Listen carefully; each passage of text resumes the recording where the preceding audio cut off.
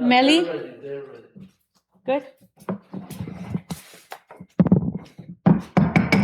I'd like to call this meeting to order. Today, June 9, 2026. This is a special work session for the mayor and council for the city of Mount Rainier. As you guys recall, we changed our meeting originally because we have MML next week. So we moved it up 1 week. That's the reason why it's out of rotation. Okay? So I'd like to call to order. Danielle? Present. Jenny? Present. Joseph? Here. Valerie? I'm here. And I'm here. We have a full quorum and a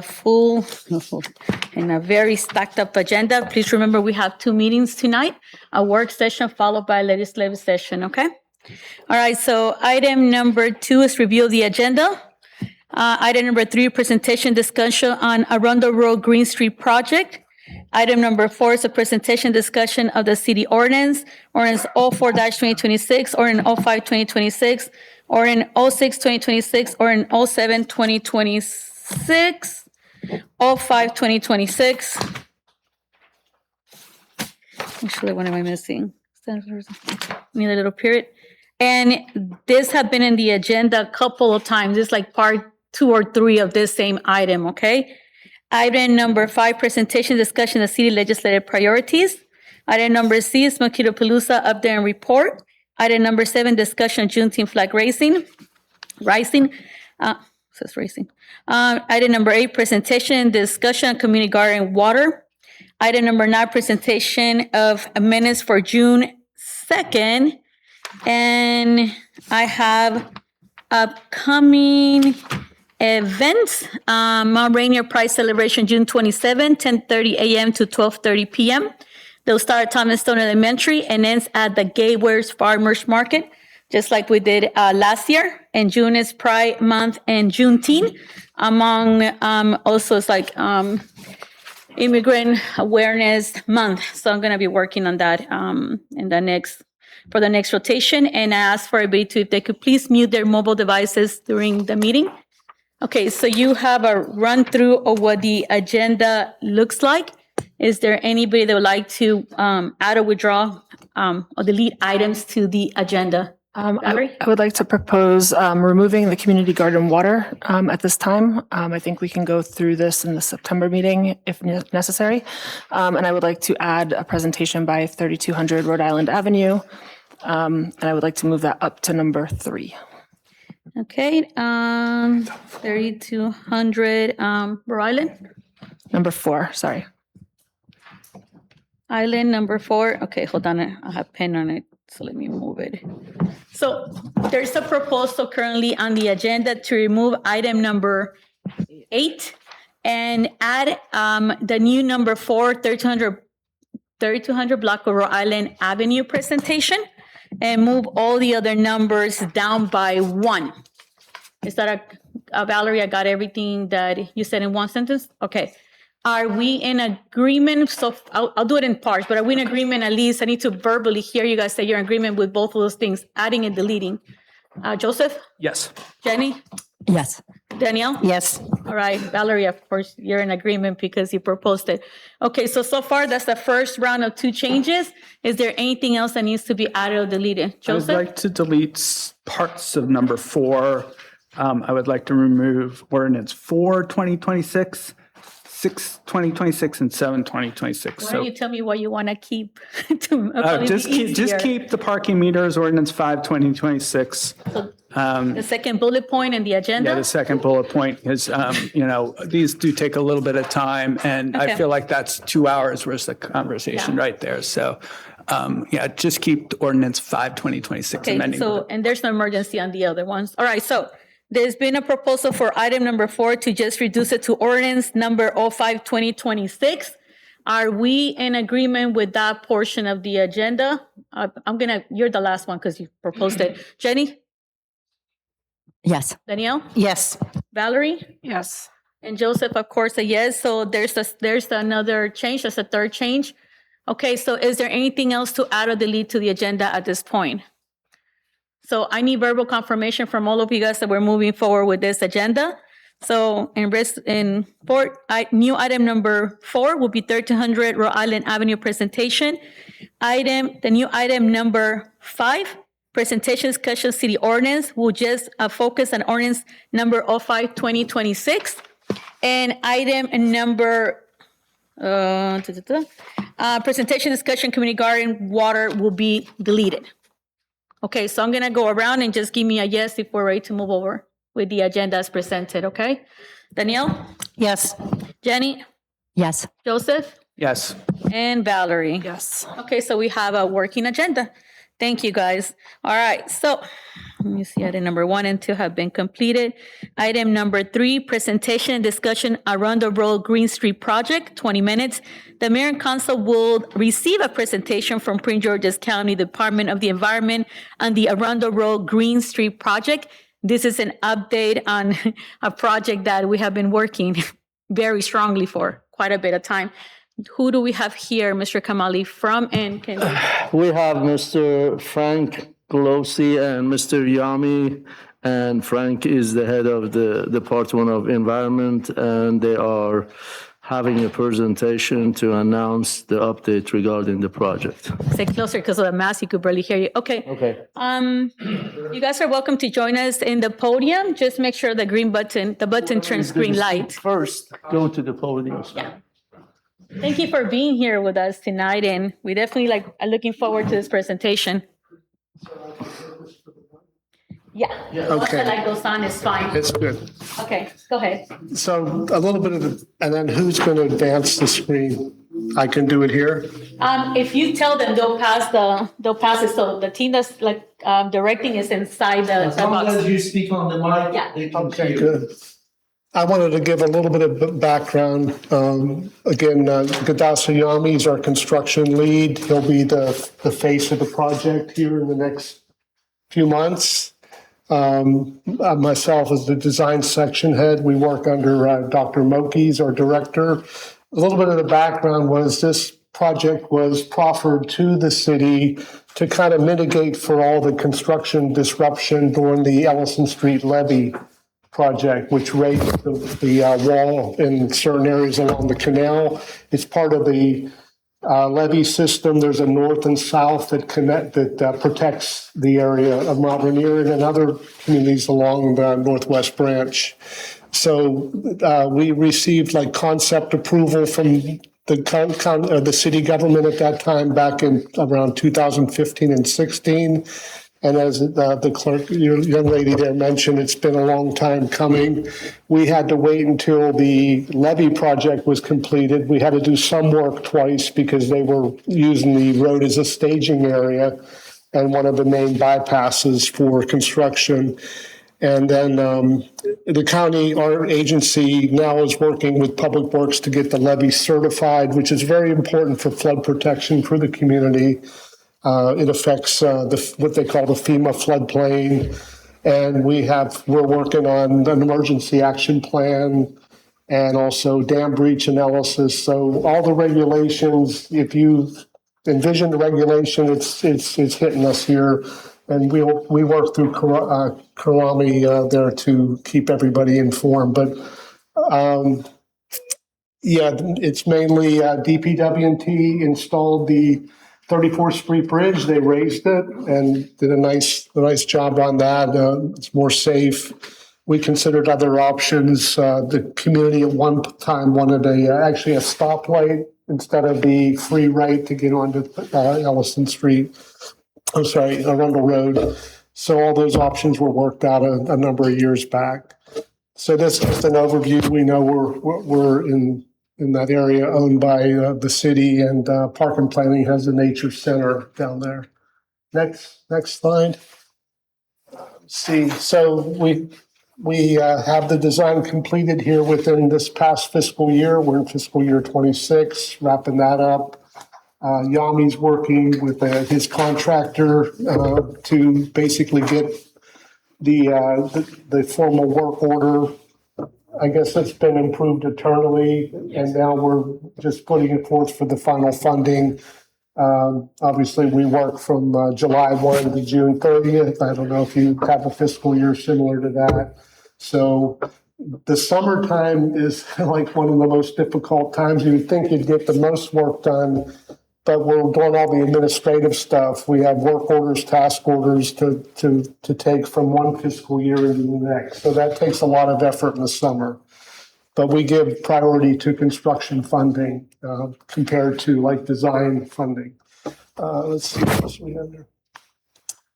Right. So if there's any detailed questions on construction mobilization and pre-construction coordination, we're kind of doing pre-construction coordination right now with Koresh and Rocio. So next slide. Yeah, so we initially on all our projects, all our capital projects, we look for opportunities for dual benefits. Sometimes they're geared towards flood control or drainage remediation. That wasn't so much the case here, but we always wanted to do a green component. And on this project's no different. We actually wanted to do a little bit more with some permeable pavers, maybe along the new parking spaces we're building. But because of utilities below ground, in this case it was the WSSC utilities, they wouldn't let us infiltrate any water. So we ended up squeezing as much as we could. The most noticeable thing you'll see will be a median in the center of the road, and that should help reduce speeds. And we're going to plant that with trees. And then another parcel will have an underground feature for filtering stormwater. That'll be close to the 34th Street Bridge. I think I just hit on a few of these. We also coordinated with Koresh on bikeway, because you have a bike, you're very active with your bikeway through the community. We had, we were squeezed between the levee, the levee wall, and then there's a big concrete pad out there. It's actually called the splash pad. And by code, we can't build anything on top of it. So no trees could go there. It's not supposed to be used for a pedestrian walkway. So we're putting the appropriate signage for that. That I mentioned that I'm reading that off the bicycle because we have signage that shows it being as a bike lane, but it's not wide separated. There's only about 2 feet there, but that's sufficient. And then we have landscape and additional tree plantings. On the trees, a few years back, we had a grant from DNR, and we did a massive amount of tree planting throughout the city. And that was completed just a couple of years ago, Koresh. And yes. I guess you've got eyes on that now for survivability and all that. So community benefits. Yeah, we'll be improving water quality. We have a filtering device that will look like a landscaped area right at the intersection of Arundel Road and 34th Street. Bicycle network mentioned and streetscape beautification. I think that's where we'll probably, towards the end of the project, we'll probably only have more intense discussions with Koresh. He knows our warranty period from the contractor, and then what the city will maintain after that. So that's just a heads up on that. And obviously, the word resiliency is so important on all the communities to do anything to be an environmental enhancement, infrastructure enhancement. So that's the goal. You want me to keep talking? Yeah. Is that okay? So I think the key Just impact. make sure that you don't move away from the mic, because that's what records your voice. Oh. It's not necessarily for the people in the room because they can hear you. Okay. But it's for like the recording purpose. Yeah, I'm trying to make sure everybody's engaged. So obviously the traffic impact is something that we have planned out, but we always have to be flexible if there's questions or whatever that comes up. I think there's a slide later. We've informed we'll inform the contractor on the work hours per your ordinance. Koresh, you let us know that. Some of this is repetitive. Final stabilization and the plantings I mentioned, that's where we'll have to really coordinate more with Rocio and Koresh. Here it is here. Advanced notices, Yami will do that with the city.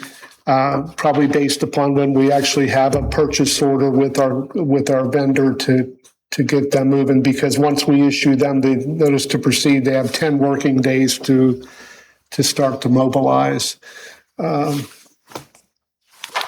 And then I wanted to mention, Yami, they have the design set that you'll post. Are you going to post that on your website? Yes. And then you can get back to us if there's any specific things that you want us to clarify, which will be good. And obviously, communication is important throughout the entire project. We have had projects where we've done. We've come in and done another meeting, maybe during the course of it, if the community wants to know exactly what our end date is or whatever. I think if it's this type of form, we can certainly do that. Okay, like we said, the design and permits were all in hand. They had to get permits from approvals by WSSC as well. You get a lot of water lines and sewer lines in that street. Yami's wrapping up the fee proposal, and now is in the process of encumbering the funds,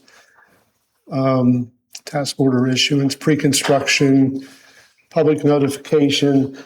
Are there any particular, do we need to do anything particular? Do you want letters, mass mailing of any sort, or something we could post on your website? I already coordinated With with you? them, so as long as he provides the information to me, I'll take care of it. Okay. Yeah.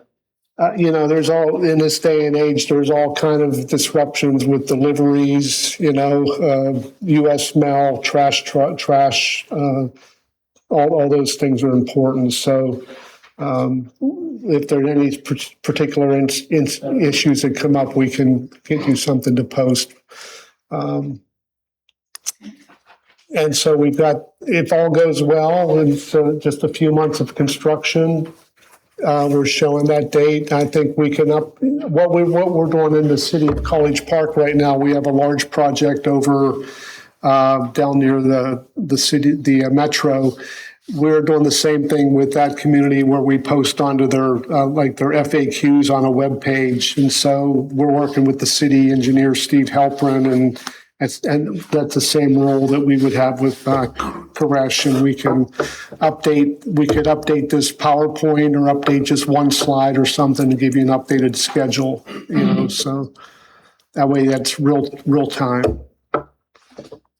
That was okay. I think that's all we had. Like I said, once you see the plans on the website, you may have questions on particulars. Okay, thank you so much. I'm going to open up the floor to the council, but before I open it up, I also want to thank our tree commission who had been working alongside this project very delicately, making sure that all the trees were protected, and if trees needed to come down, they also make sure that they were planting trees as well. So that was a lot of work that they took, and a lot of volunteers came through to make sure they took care of that. So I think that every step of the way, you guys have demonstrated that you work very closely with the city. Even including like having our commissions, making sure that you follow through. So I'll go around and then I'll say whatever I need to say at the end. Okay, so I'm going to start with Ward 1. Danielle, Jenny? Okay, thank you very much for coming tonight, gentlemen, both of you. Thank you. I haven't seen the design, so I'm looking forward to seeing that.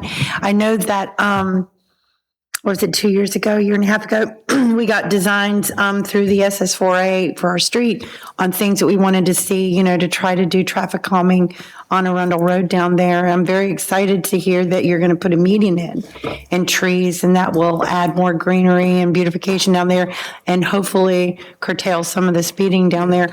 I do have a question. You did mention about the splash pads and stuff, and you mentioned about the levee, the trail up there.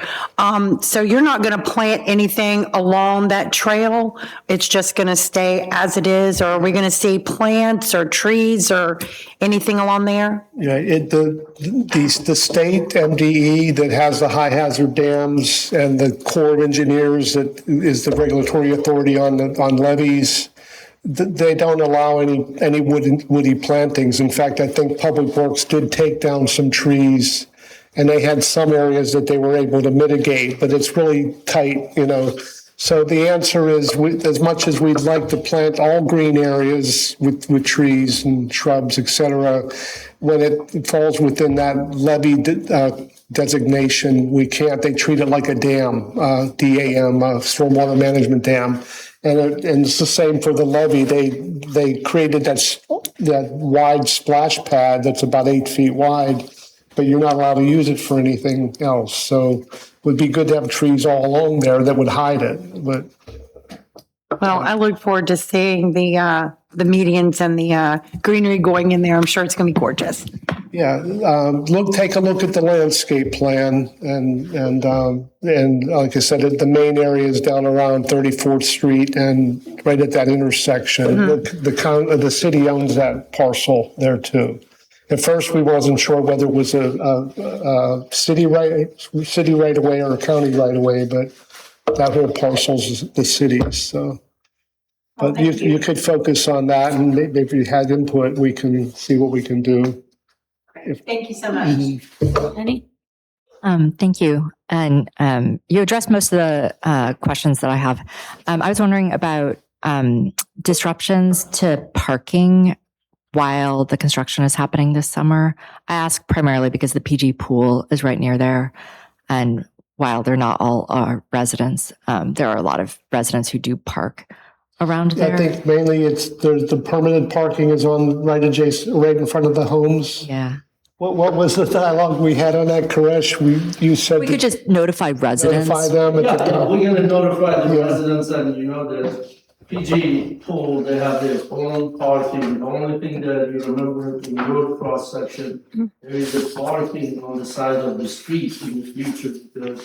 Mr. Kamali, your mic is off and you need to be closer. I'm sorry. It's fine. And when you look at the proposed, at the proposed cross section, there is a parking that is going to be maintained for the future. Right, we're putting in parallel spaces. Yes, that are- and we gonna reach out to the community. I think just the only request would be for notification for the immediate neighbors if there is an impact to parking during construction. I agree, yeah. Thank you. Okay, Joseph?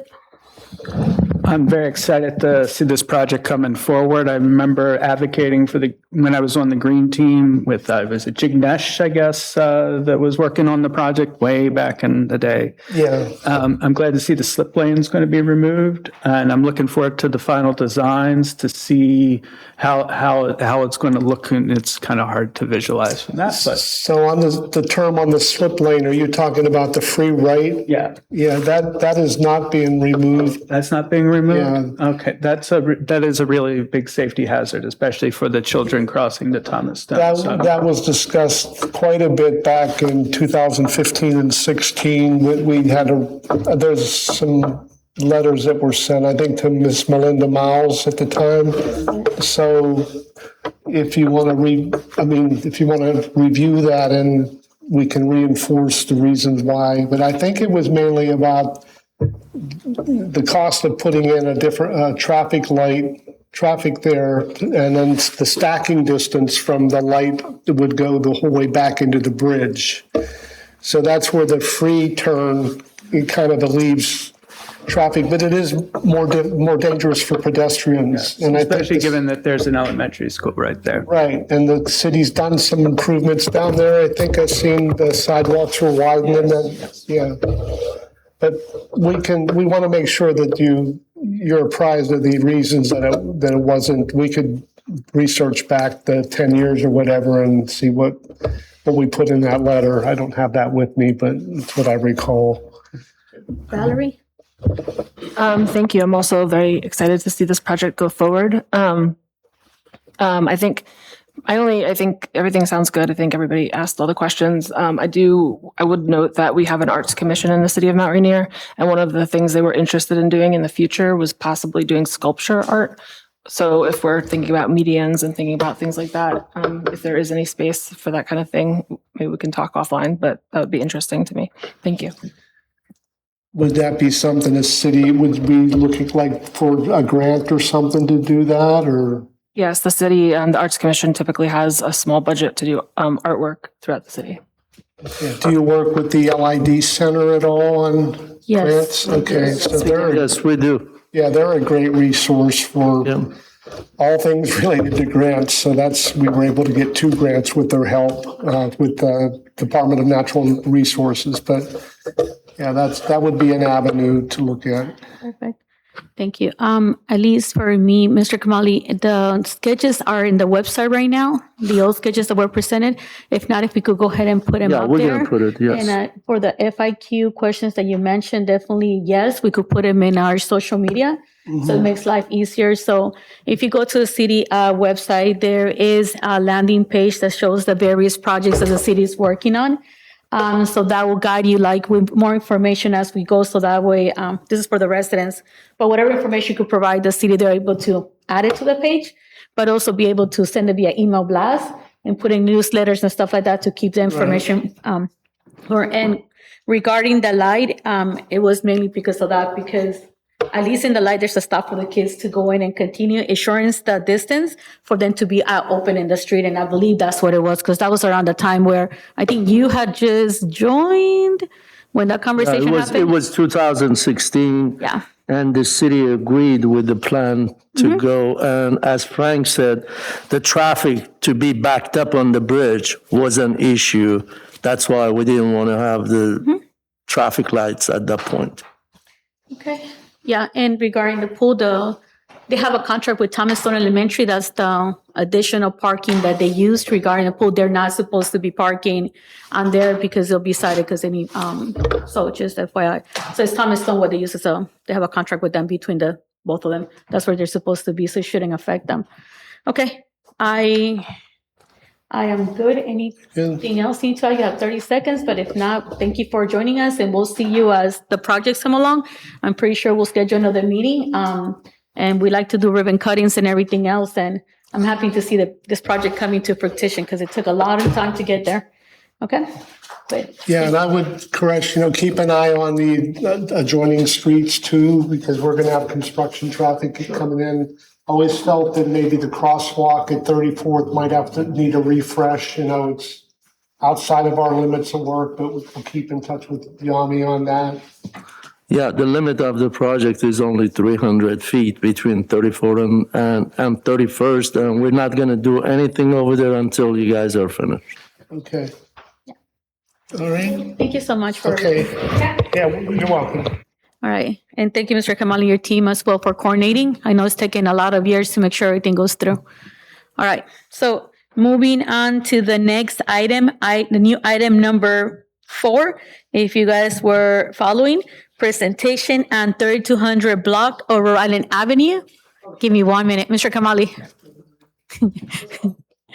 All right. So Mr. Kamali, I'm seeing the presentation regarding 3200 block of Rhode Island. Can you please let me know who's here on behalf of the project, please? I think Mr. Fati and his team, and that's what I see. And Isaac is the engineer of the project, and he is here to provide update to the mayor and council. Okay. So thank you, Mr. Fati. Can you make sure that the light is green when you speak? Because sometimes people turn it off. Yeah, good. All right. Thank you for joining us today. Sure. Good evening. So thank you for the opportunity that you gave us to present this project and bring everybody up to speed on the status. So the project is on 3200 Rhode Island Avenue. It's a multi-family residential with retail that has a retail on the first floor and then a 5-story. If you want to go back one slide, please. So this is the proposed project. We have a retail spaces on the first floor and then 5 floors of residential units on the top, and we have an underground garage for this project. If you want to go to the next slide, please. So this is the location of the project, and the size of the land is on the north of the intersection of Eastern Avenue, Northeast, and Rhode Island Avenue. So the project size is about 34,000 square feet, surrounded on the 2 major roads. Eastern Avenue is District of Columbia Road, and the Rhode Island Avenue is Maryland State Highway Road. And the project is on Mount Rainier in Prince George's County. Next slide, please. So the project is part of the Mount Rainier Gateway Master Plan. You can see on the left side is the size of the project as part of the master plan, and we are following the master plan that was approved in 2017 and designed by another companies. Next slide, please. And this is another description of what we're proposing. The proposed development is 8 retail spaces, about 100 apartment unit, about 40 tenant storage, and 135 parking. The parking is multiple level below ground. We will show you the entrance of the parking area. And we have some surface parking in the back as we show the site plan for the project. So next slide, please. So existing site condition, and that's one of the challenges that we faced in the early time of the project is the project is in the DPI designated floodplain area, and that changes the regulations and the design standard. The thick line that crosses through the property is the floodplain limit with a few feet of water depth. The reason for that is if the drainage area is more than 50 acres that coming into the site, and we have 60 acres, that brings water from the District of Columbia and from north of the site in Mount Rainier. It is more than 50 acres and it becomes a floodplain regulated by DPI, the Prince George's County. So we had to do a significant, extensive analysis and prove to the county that putting the project in the floodplain will have no adverse impact to the surrounding. The surrounding properties are in a floodplain. This project comes in and will not impact. Zero impact. No, we're not rising water surface. We're given the volume back because the volume of water was removed. The design of the project was modified to give a volume back into the floodplain. That water comes in and leave as it is in the existing condition. And one of the other reasons is the depression in the back, the topography, as you see, and then a small storm drain system, very small. I believe it's a 24-inch pipe. You see it in dashed line on the north side. So next slide is the proposed condition. The project comes in here, fully occupying the site. The project, as we mentioned, the project has to meet the county high standard requirement for the floodplain mitigation, the stormwater management, and the environmental impact, and the other things, the traffic, ADA compliance, and all that thing. So we are working with the county, and I'm going to explain to you where we are with the county right now and what we have left. So the project provide the building, as you see in the middle. The access to the garage is from the top. You see the contours bring a driveway down into the underground garage, and we have an ADA parking spaces in the back. The project has a green roof to mitigate heat island effect and not bring a concrete into the area, but it's actually bringing it back to a grass in good condition. So the effect of a project is ultimately a grass in good condition with all the stormwater management that we are providing. A green roof, bioretention in the back, a permeable sidewalk in the front along Eastern Avenue, and then the underground system that mitigate the large, and you see the 2 pipes in the front. So water leaving the site is equivalent to a grass in a good condition for a 100-year storm, so no impact. to storm drain, to the neighborhood, to the surrounding areas. And that's a county requirement. So, and that's one of the challenges we had is the high requirement, the small land. But we received concept approval, and I'll talk about those after that. So next slide, please. And this is just show the amount of floodplain is the red line on both sides is the entire area is in a floodplain because it's more than 50 acre of land. Our site is 60 acre. Anything downstream of it is more than that. But it is what it is, and we cannot change it. Next slide shows the no change of those red lines are the same. Zero change, zero shift of the red lines because of the project, because we did not impact anything. Again, that was a very important requirement, and we had to obtain a waiver approval from the county to build in the floodplain. Thank you so much. The approval had. So I want to thank the mayor for their help, but they give you an idea is we addressed all the comments. It took a long time with the county, and then we addressed all the comments and then sat at the director's office for signature until we had that email from you. So thank you very much. In 2 days, it was approved.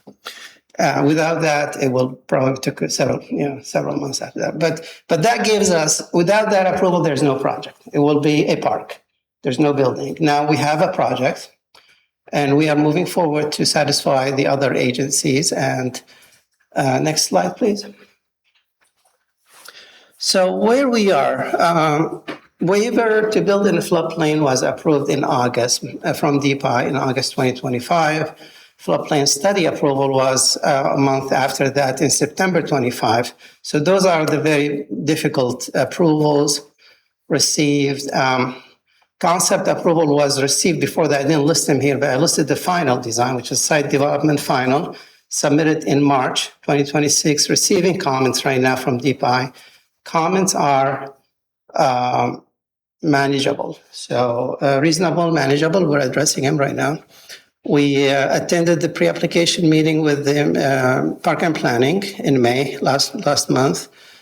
We couldn't do that early because we need to make sure there's a project. Without floodplain approval, we cannot really do much. So we met with them. We presented the project. They were supportive. They gave us their comments, and we're working on their comments.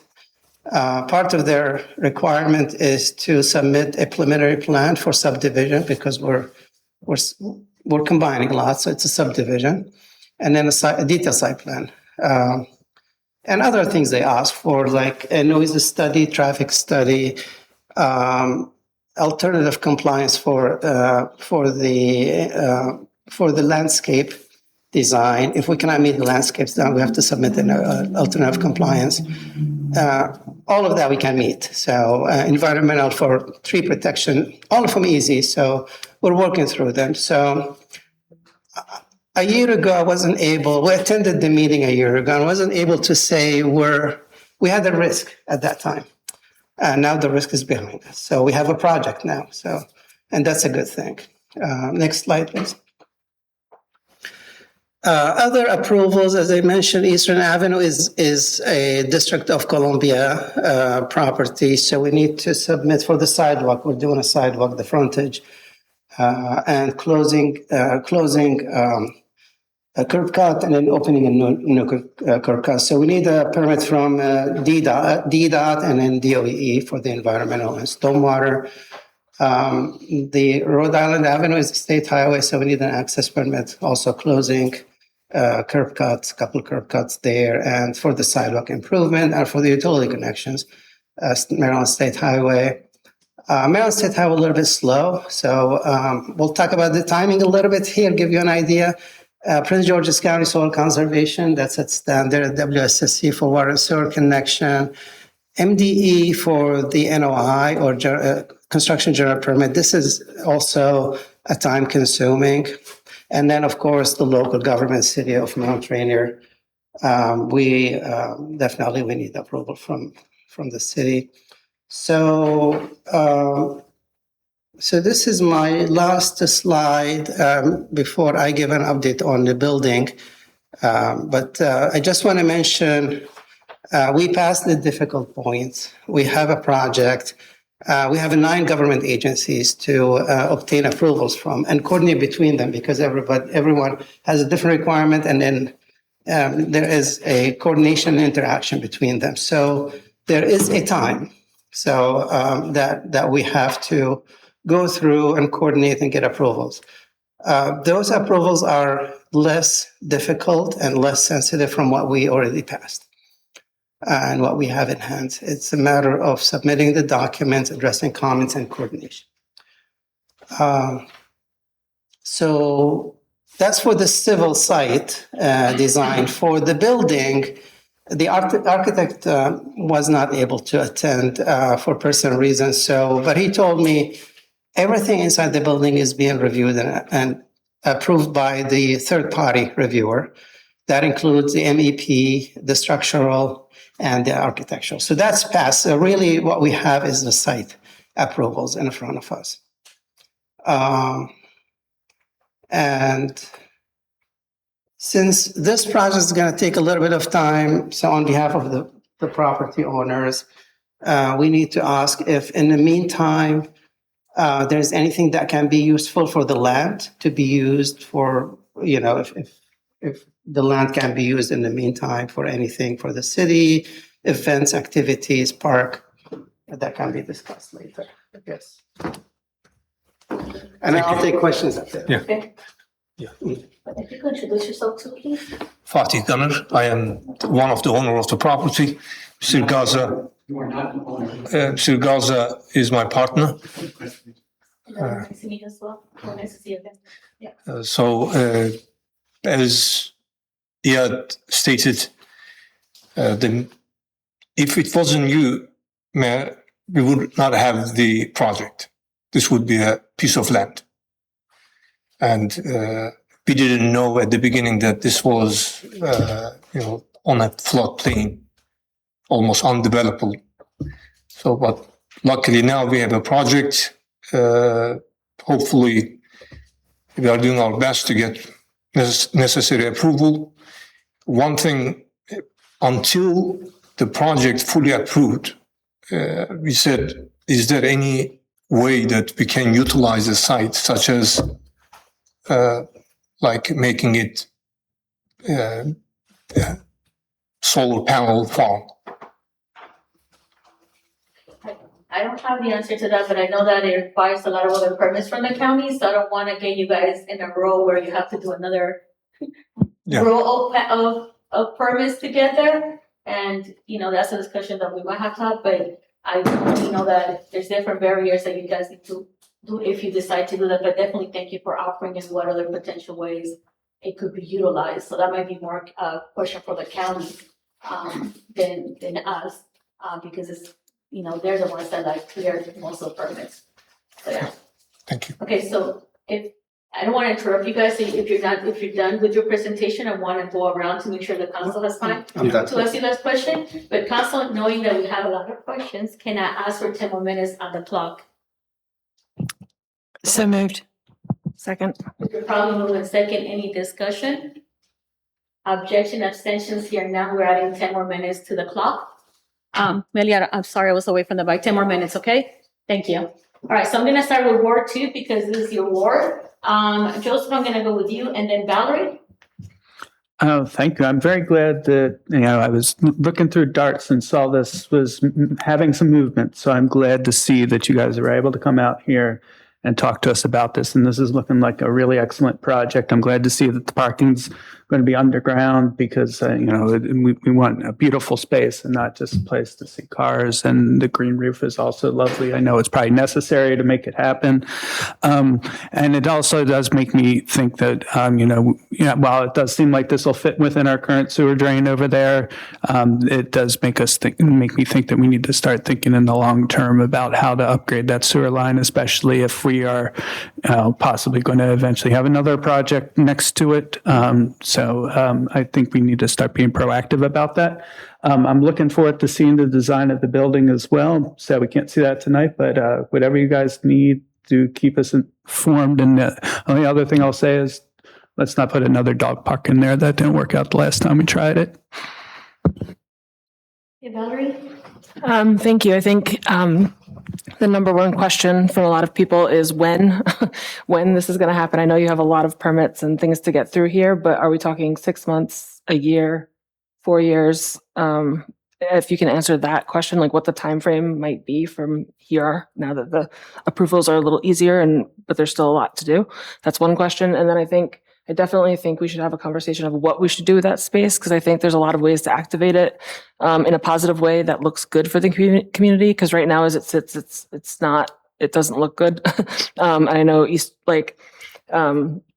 I know State Highway is currently doing a feasibility study on bringing the Rhode Island Avenue trolley trail down to Mount Rainier. On June 13th, there's a Porch Fest in DC on Rhode Island Avenue and Trolley Trail Day. So this whole place is going to be active with people. And so making that space more attractive, I think will help in the long term. And I think you can do it in ways that are not going to require permits. And so I think we should definitely have that conversation. But my first question, I think I would like answered most is, what's the time frame now? Thank you. So everybody wants the project to be done. Everyone wants the project to be done, including the public, the city, the owner, the engineer. After passing the difficult points, and we are now doing our best. The design is completed for everything: the building, the sidewalks. We submitted minor comments. 20 comments on final design from DPI is nothing. We're doing our best to get it done as quickly as possible. I don't know the time. I have a long experience with working with all those agencies. The two difficult, the time consuming one are the state level, which is MDE state level, and the SHA is the state level. The local a little bit faster.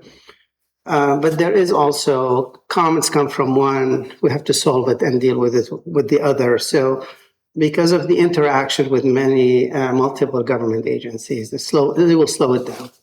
I wish I can give you time, but we're pushing full speed. I don't have anything to stop me. We stopped for a long time. We don't have anything to stop us. DPI gave us everything. The Park and Planning gave us everything they want. We're preparing those documents.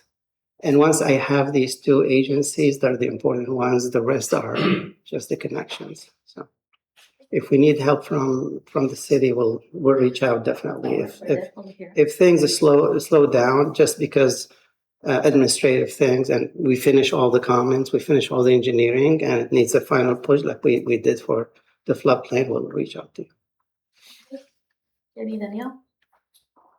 Thank you. I've recognized that development in Prince George's is not easy. So thank you all for sticking with it. And hopefully it'll be done. Probably not while I'm still on council, but someday.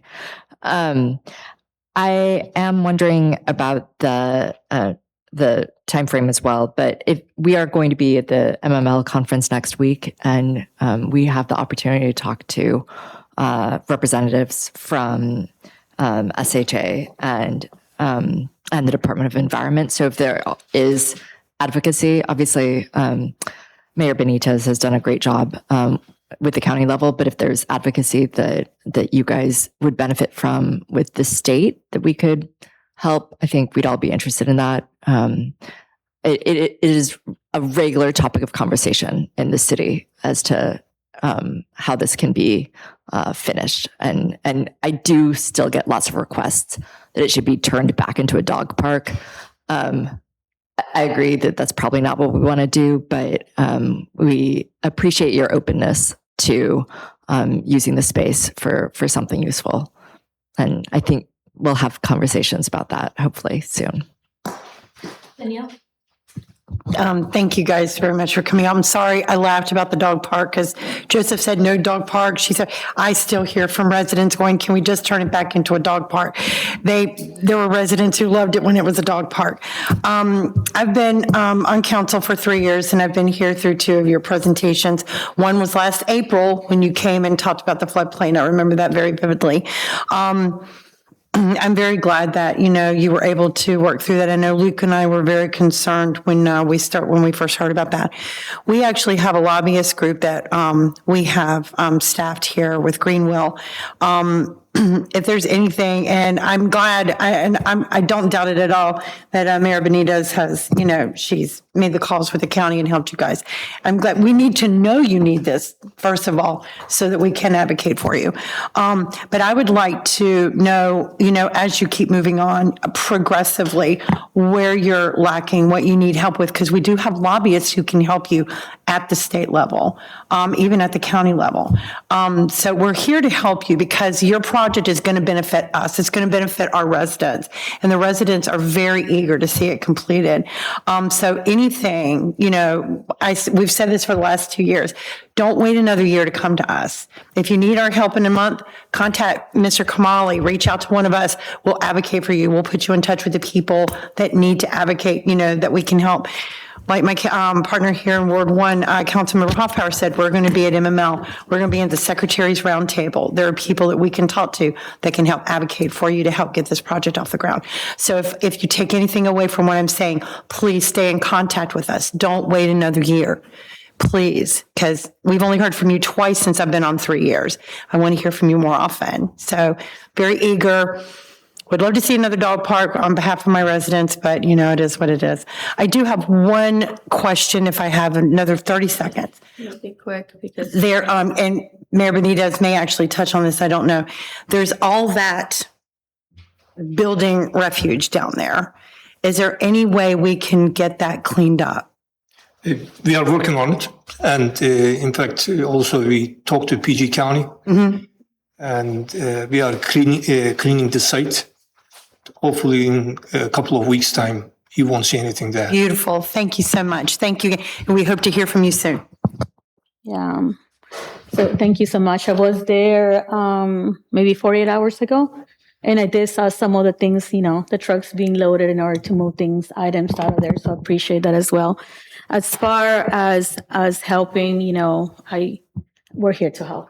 Right, whether it's, we have made connections both on the state and the county and all along, and it has heavily helped because you know who to reach Mr. Kamali, and he more or less let us know. But the good thing about being available to to attend various meetings is the fact that we keep letting people know that this is the projects that we're working on, and if you need help, we go ahead and move forward.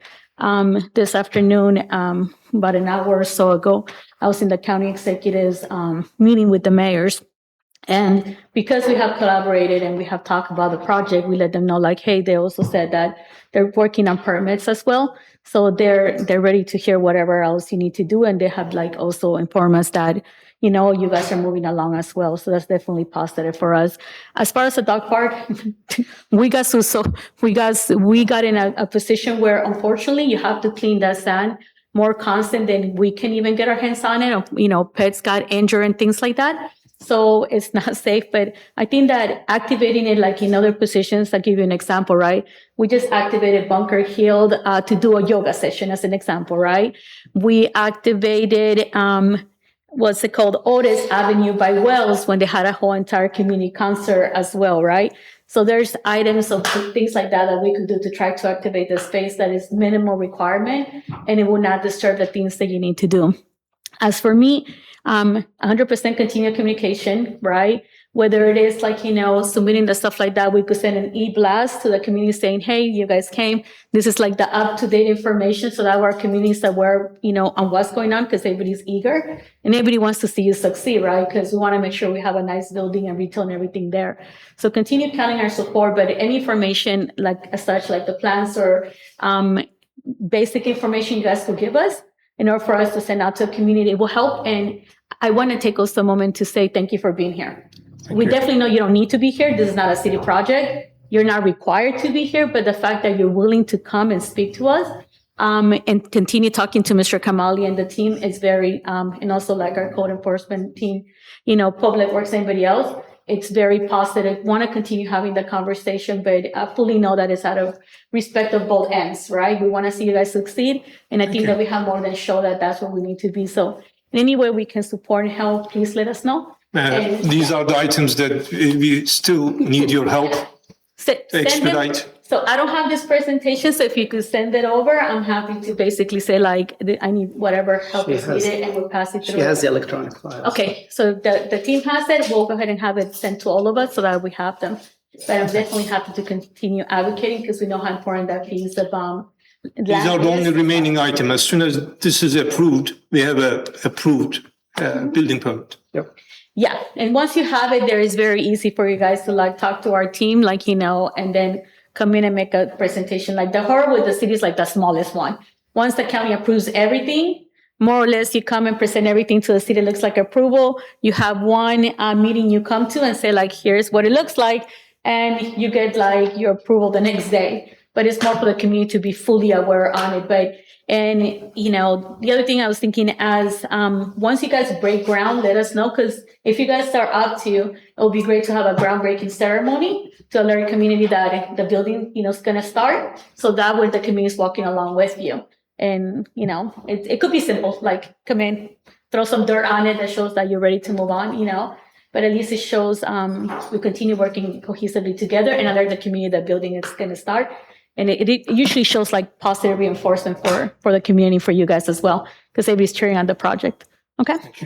All right. Of course. Thank you, Mr. Kamali. Is there anything else, any question, anything else you need to add?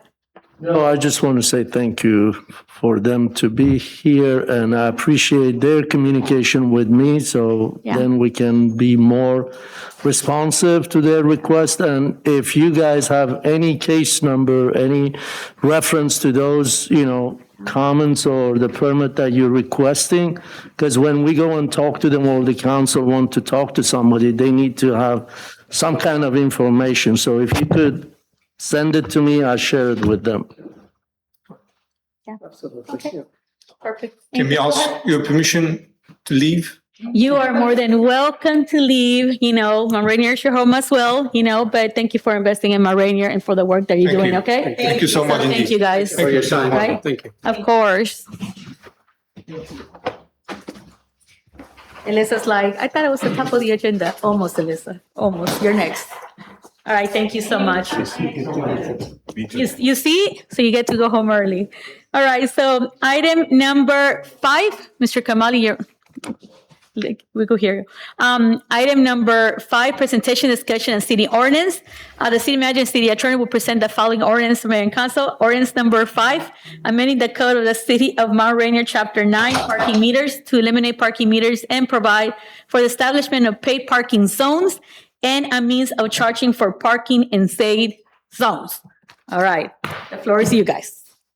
Go ahead. We presented all 4 of the ordinances that are, several of which have been removed at the last work session. And you collectively wanted enough time to Thank you, Lisa. all the time. You collectively wanted to have some time to take a look at them. There was a lot to digest, and you had suggested there might be some changes that you wanted to make.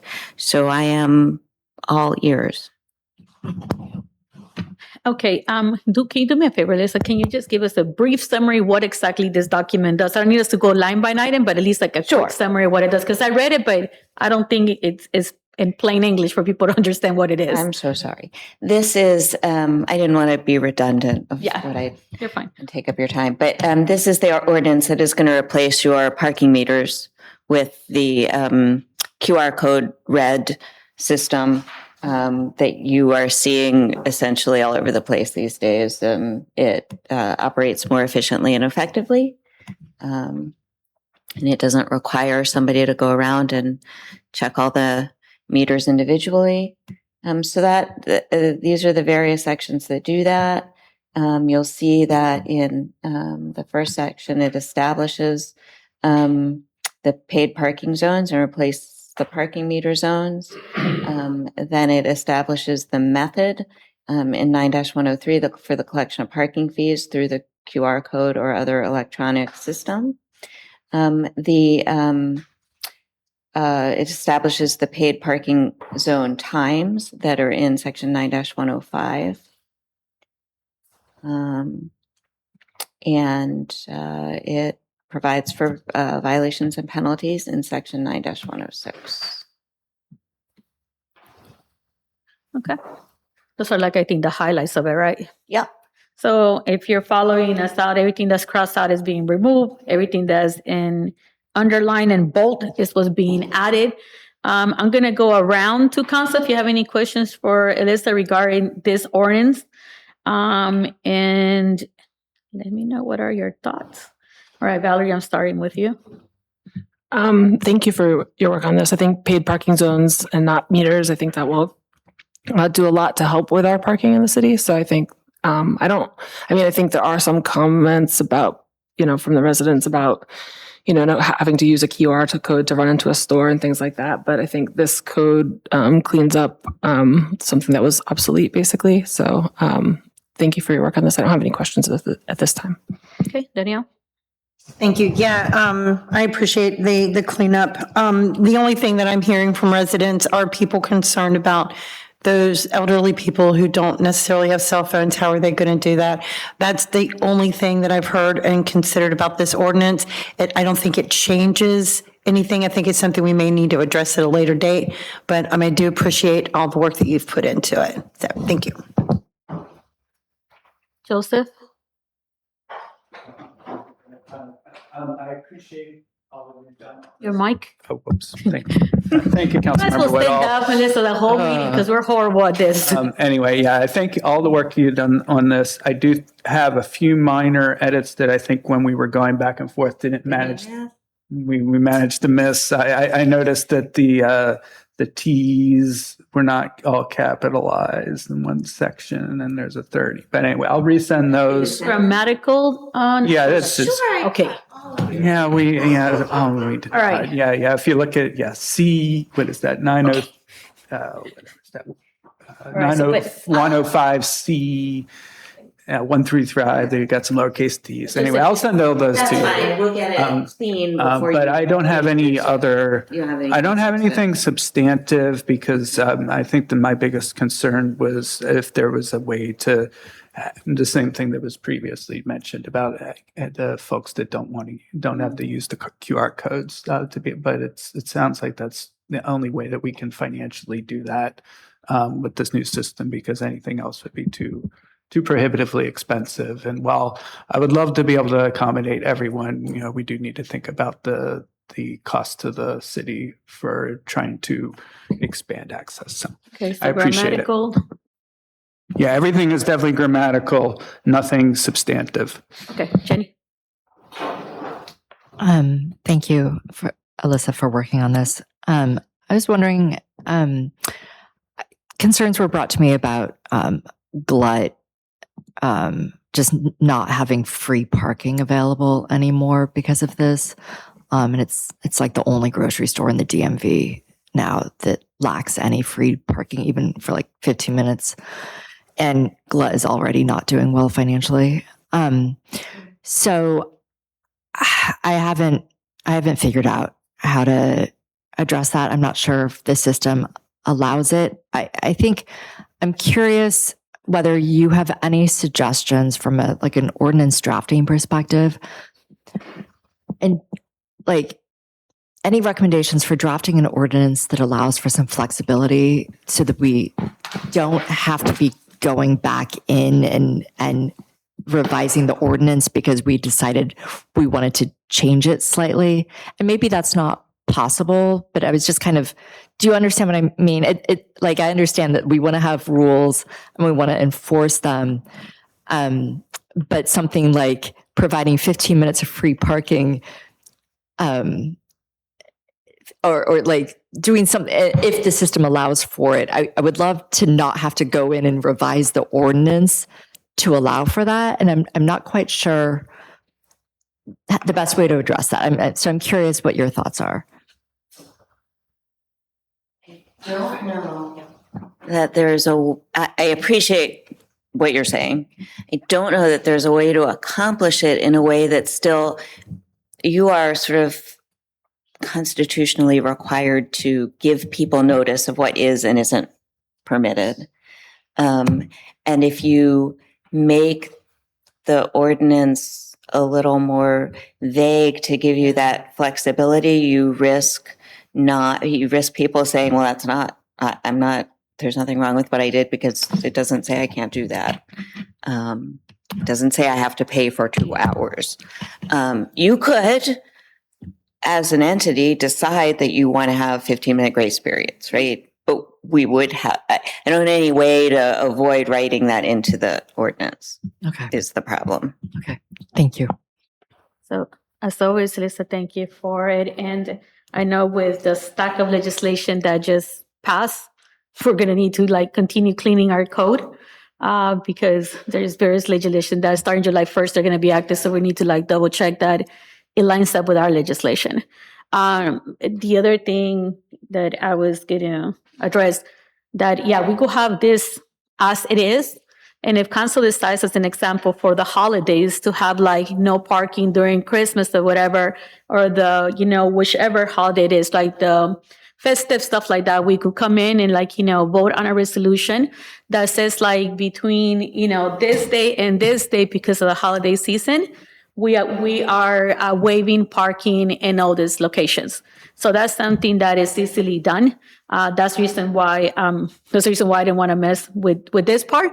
It is good as it stands. That allows us to be able to do that finally. And I know different cities have also done it. I know College Park is pretty good that during their holiday season, in order to help the businesses, they go ahead and do that. Or like example, right? Their parking location for meetings when they have mayor and council meetings, they will go ahead and like not charge people in order for them to attend the meetings, right? So some things along those lines is things that, we could do legislative, and I'm already like, thinking of it. I reach out to College Park and ask how is it that they did it to get a sense of like what potentially we can do.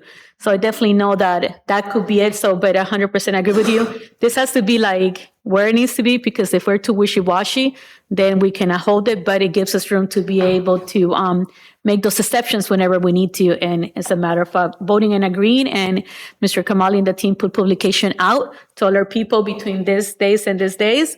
There will be no parking in order to incentivize like businesses. And that's something we could manage to do later, but it does not take away from what we have here present. Yes. I think the mayor's right. And Jenny, Councilwoman Hoffbauer, I should have said it's easier to not enforce, right? You can always not enforce. And as the mayor suggests, you could make an announcement of that so people knew. It's the flip side of it. Yeah. That's the problem. I think that's the reason why we also are notifying people by the 16 locations where the cameras are going to be. Even if it never gets to the 15 because it's not needed, we are required to put notices out to say like, this is what the realm on it. All right. So for me, just wanted to make sure we point those two out. Thank you so much for it. Joseph, what's going on? Ask a follow-up based upon your statement. And I'll go ahead and go around and open one more round. Go ahead. Following on what Mayor says, that's a great idea. I'm curious, do we need to write into the ordinance that the option's there for a resolution like that? Okay. And I will say I had another client from New York State to do the same at Christmas. I like the holiday season. Mm-hmm. Yeah, it's not required because that way you activate it to a different stuff. Okay, since I open it a second round, I just need to go through it. So I'm gonna go Jenny, Danielle, Valerie. If there's nothing, but if you have something to say, this is your second round. Just want to say thank you, Mayor, for the good suggestion on how to address it. Thanks. Danielle? So would this mean, piggybacking off of what Councilmember Hoffbauer said about glut, because that is a serious concern? Can I ask you guys not to name the business name, because then it sounds like we're favoring one The business grocery over the other? store on 34th Street? Yeah, just the businesses, because it's not A just one. business on 34th Street that serves food. Yeah. Would that mean that we could actually, with Mr. Kamali's cooperation, like not enforce parking in front of the glut and just ignore that for them, or? I would say not. Yeah. I think that you have to make policy across the board. and you can't favor one entity over another. You have to enforce or not enforce uniformly or according to parameters, at least. So that's still just a challenge we're just going to have to accept. Well, as in your ordinance, you have places where there are paid parking zones and places where there are not. You, as a council, could remove certain areas from your paid parking zones, but that's a policy decision for you all. And that's the reason why I'm also emphasizing not to name a business, because if not, you're singling to favor a business. And unfortunately, we don't have the staff that's going to be standing outside to make sure they go into the business and come out. You know, if you open the parking, they could park and go to anywhere they want. So that's where it becomes a little wishy-washy. And that's the reason why they're like, we're trying to make sure we stay away from naming anything. All right, Valerie. Thank you for that information. Thank you. I don't have anything else to add. I think this is a good revision to the ordinance. Thank you. Okay. As always, thank you both. You know, and I know I know you're eager to do the other ones. You're devastated you don't get to them tonight. That means we get to see you again. So, all right. Yes. Go ahead. I do appreciate, Mayor and Council, if there is any changes, you guys have the ordinances, send it to me, then I can share it with the city attorney. At least, we can expedite this process when we come to the work session or the legislative session. And also, I want to make sure that to let everyone know that there are 4 ways to pay the parking. One is the QR code. One is the texting. Then there is a number that you can just dial that number. And then the last thing, actually 3 ways to pay. So it's not only the QR code. There is a regular number, no matter, you don't need to have a smartphone. You can dial that. And also you can download the app and go through the app and do it. But I'm sorry, but I have received a lot of requests from so many businesses.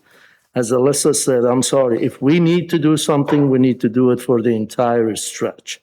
Because we cannot just pull one business and say, go to this one. I already have salon businesses, flower shop, and they all keep asking for the free, parking spaces. So that's going to make it hard, and it's a policy issue. You guys can talk about it and let us know. We can make it free for everyone across, 34th Street. In order to organize in the dotted line you're talking about, Mr. Kamali, are we scheduling Alyssa to come to the September meeting to finalize the last ones? And if it is, I will definitely ask council if we could submit any changes you have as soon as possible, ideally a week before the meeting. So that way she's fully prepared, because some of these things we could have done it via email. And if we were going to cut it down to one, she might not even have to be here. Okay, so if we could agree to that or make live, so send them to Mr. Kamali so they could send them to Alyssa. He could send them to Alyssa. So that way we move. I know there was an email that got sent out asking if we could move it to one, and I think there's only 2 of us. Me and Joseph were the only ones that answered. So we need to make sure that is moving through, so that way the team is aware of what potentially we're looking for and they're prepared. And it could be at 30 minutes instead of an hour. So to Mr. Kamali and Liz, I guess we'll officially see you in the September meeting to continue this, and during the off season, review the ones that we have. So ideally we could knock them out. If we could knock them out as soon as possible, it would be better, because if not, we're delaying them, and I don't need another round of legislation to come and then we have to start all over again. Okay, so thank you both. Okay, safe travels. See you next week. See you in a few days. In a few days, 5 days. Oh, that's true. It was All of you Saturday, Sunday. Bye. Take care. Yeah, 5 days exactly. All right. Thank you so much. So if you guys were tuning in, that was our city attorney with the code, and number, we only addressed ordinance 05-2026. Okay. Joseph, do me a favor. If you could keep track and send us an email to remind us to follow up with it. So that way, we could be on top of it as well. On The other council. 3? Okay. Yeah, so that way you could help through, and that way makes life easier. So that way we know by when do we need to turn into Mr. Kamali, so we are on top of it, because it will make life a lot easier for all of us. All right, perfect. Moving on to the new item number. Let me see. 1, 2, 3, 4, 5. Item number 6. Presentation and discussion of the city legislative priorities. So we've been having a bite of this like for a couple of meetings now, and yeah, that's number 6. Melissa, I'm assuming. Yeah. Okay, perfect. So can you put it on the screen, Melly? Thank you so much. So we have met on this, maybe 2 times already? So we're on those lines to talk about the council priorities on what they are. And after submitting priorities, this is for the upcoming year starting July 1st, right? Item number 1 became strategic, create strategic vision and mission and plan. Item number 2 was economic development. Item number 3 is transportation, implementation of Vision Zero action plan. And that's a big task that, can you guys do me a favor not to be on the phone? Okay, that's fine. Okay, all right, so that's what it looked like. Can you move it up just a little bit, Melly?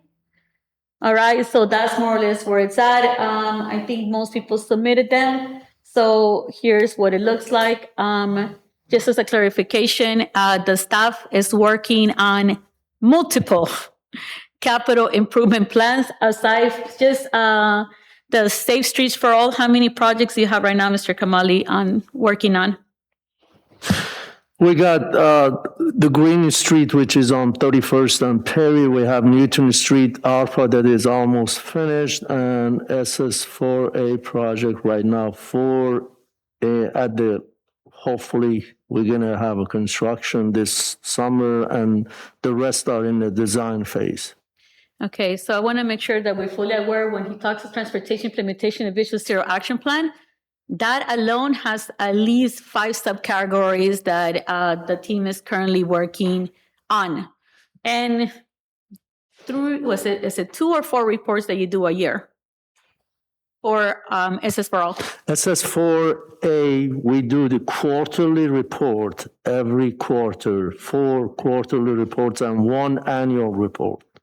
And the audit. So just to give us an idea how alone number 3 might look like a 1 number, but it is about 7 different items under the number that he has to follow through in order to be able to get reimbursement for any of the amounts that are happening. Okay, so you see more or less what it looks like. Again, 2 things to bring up to the attention. This is more or less the direction we usually give to the staff, right? That does not mean that the staff is not doing 1,000 things, or if an emergency happened, like we had to spend money on the roof of one of our buildings, that becomes priority for them to handle, and everything's mobilized towards that end as those priorities continue to moving. We try to focus on at least 1-year blocks in order to make sure we're able to on it. And think about the priorities as an elevator pitch. If you happen to have like a few minutes with SHA, with the county executive, whatever, those that are be able to do it, or if you have to explain to the residents, what is the city focusing on? That's exactly what you're working on. This is more or less, we say like, hey, our priorities for a city are right now X, Y, and Z. It doesn't take away that there are 1,000 other things the city does to carry through the city, right? Making sure the audits are on time, right? Making reports, going after like at least more than 20 grants a year, managing those grants and so on. There are commitments that we have also committed ourselves prior to that, including the 20% match to make sure that it's in our budget at all times and it does not drop, because if it does, then we're in violation of the own contract that we have submitted. So that's a lot of things that the staff has to do in snow emergencies or whatever else on it. The other thing is to point out is like, although it's not out there, the community is always number 1. So anything that like helps or affects the community will always be number 1, no matter what, and every ties to it. And finally, the good point that we also are working, the strategic vision and mission plan. That should be able to help us carry through what the mission, vision, and strategic goals for the city are for the next 5 to 10 years. That is in the RFP developing phases right now, which is going to have a lot of community input, council members, staff, so that way we all are rowing towards the same direction. Which once we complete it, which will be able to allow us to make sure we maneuver the council priorities a lot smoother, because everything has to be tied down to that plan, right? Whether it's round tables, when it comes to the committees, when it comes to the green team, when it comes to vision, everything ideally is tied out to us. So when Mr. Kamali is looking at the budget or looking at different information that's coming through with his team, he knows that it's tied out to portion A, B, C of this section in order for us to follow through, because we're going to have to assess it ideally every year to be like, how far are we moving in this, and where's the barriers or not, or if there's something that we need to think about. I'll give you guys a quick example, and then I'll open it up for the council. Not even 3 years ago, we had a beautiful plan, right, Mr. Kamali, Valerie? Beautiful plan. Then COVID hit. We did everything we could to make sure that priorities were moving, but the priority number one became making sure the people were safe in the streets. Police department, everybody was working on making sure how are we able to take care of the community, take care of our staff, and food, vaccines, all of it. That became number one, as the staff was also moving the boat across to get us to where we need priority, but the community became number one. So we managed to thrive out of that, and we managed to hit certain goals. But although in the document itself, it didn't say the community is number one, I'll reflect you guys to even down to our budget book. Our bosses are the community. That's who they are. They not only elect us up, but they're the ones that give us the final marching orders, and this is why they elect us to do the stuff that we need to do. So, in saying that, here more it is. If we need to put it in there to say whatever helps or hinders the community needs to be number one, no matter what, I have no problem adding it. I will tell you that this year, the last 2 years has been tough, right? The big equivalent to the pandemic has been our neighbors being kidnapped and picked up. There was actually a community member that was just picked up on Western 38 this morning. And that's literally a throw stone away from our border, right? And not counting how many other have been picked up from our cities and surroundings. So that to me has become the number one emergency. Finding ways to make sure that our community is safe, that our staff is safe, right? And that we are safe. So in saying that, it might not be there, and if we need to add it, we'll go ahead and add it. But the reality is, it's not going to slow down. We have seen increases, not decreases of the current equivalent to a pandemic that we have. And we need to make sure that that's part of also the discussion that we have, because the reality is when you have a city that's predominant Black, brown, and immigrant, right? And a staff that's equally the same, right? There's a lot of dangers that are out there for our team and our community that we cannot be blind to be aware of. Every time our staff comes to the city and work, they put themselves at risk, just like our residents, right? And we're thankful for the great work they do. So in saying that, this is more or less a document, and it does help guide us through the year. It helps the staff to know that this is at least the 3 items that we agree on. And if there's 1,000 items out there, they're focusing on working on 3, right? And mind you, the staff is very outstanding that they managed to do a lot more than that. But at least they know more or less kind of where we're at. Okay, so I'm going to go around the room. And more or less is the model that we have had for the last 9 years since we've been elected. It has been very successful at bringing funding money and everything else. All right, so that is a little bit of the feedback, and make sure I state that in May, after the elections of 2027, we are going to be sitting here once again talking about priorities. By then, how do you call it? There's 2 seats that are open, regardless of whether people stay or not. I think it's good to revisit this document to make sure we're not tied up new people with priorities that they might not see as their own. Okay. All right. So I'm going to go ahead and open it up to council. And I need to hear your feedback. Jenny, I see that you don't have nothing in there. So if you want to add, you're more welcome to add. That's fine. So that way, at least it's in all documents, the same information. Okay. All right, Danielle. All right, thank you, Mayor. I do have some comments about this. Last week, I specifically asked about, even though it was very hard to hear me, I'm so sorry about that. I don't feel that limiting this to 3 is beneficial to the council, the staff, or the community at large, and allow me to explain. You just went through describing 7 items under one topic: create strategic vision, mission, plan. If there are 7 subcategories under that, and I wrote that down because you said 7. So Number 3. Not number 1. 3, thank you. Anyway, there's multiple points under each one. That's why I think the one that, and we don't have to do it exactly, it's just an outline that we have the main topics and then the ones that go underneath it. That allows the grant writer, city staff, Mr. Kamali, the council, our lobbyists, to see not only what the main topics are, like transportation, but then the subtopics as well. So I very much feel that this is just extremely limiting. And I get what you're saying about time and resources. We have a grant writer, and it's like his job to look for grants to bring money in. And if he only has like 3 things, then, give him a list of things we're looking for. On this particular form that you guys submitted, I don't know if Valerie, or excuse me, Councilmember Woodall worked on it, or if you worked on it or whatever, but my main issue with this actual document is how it is written.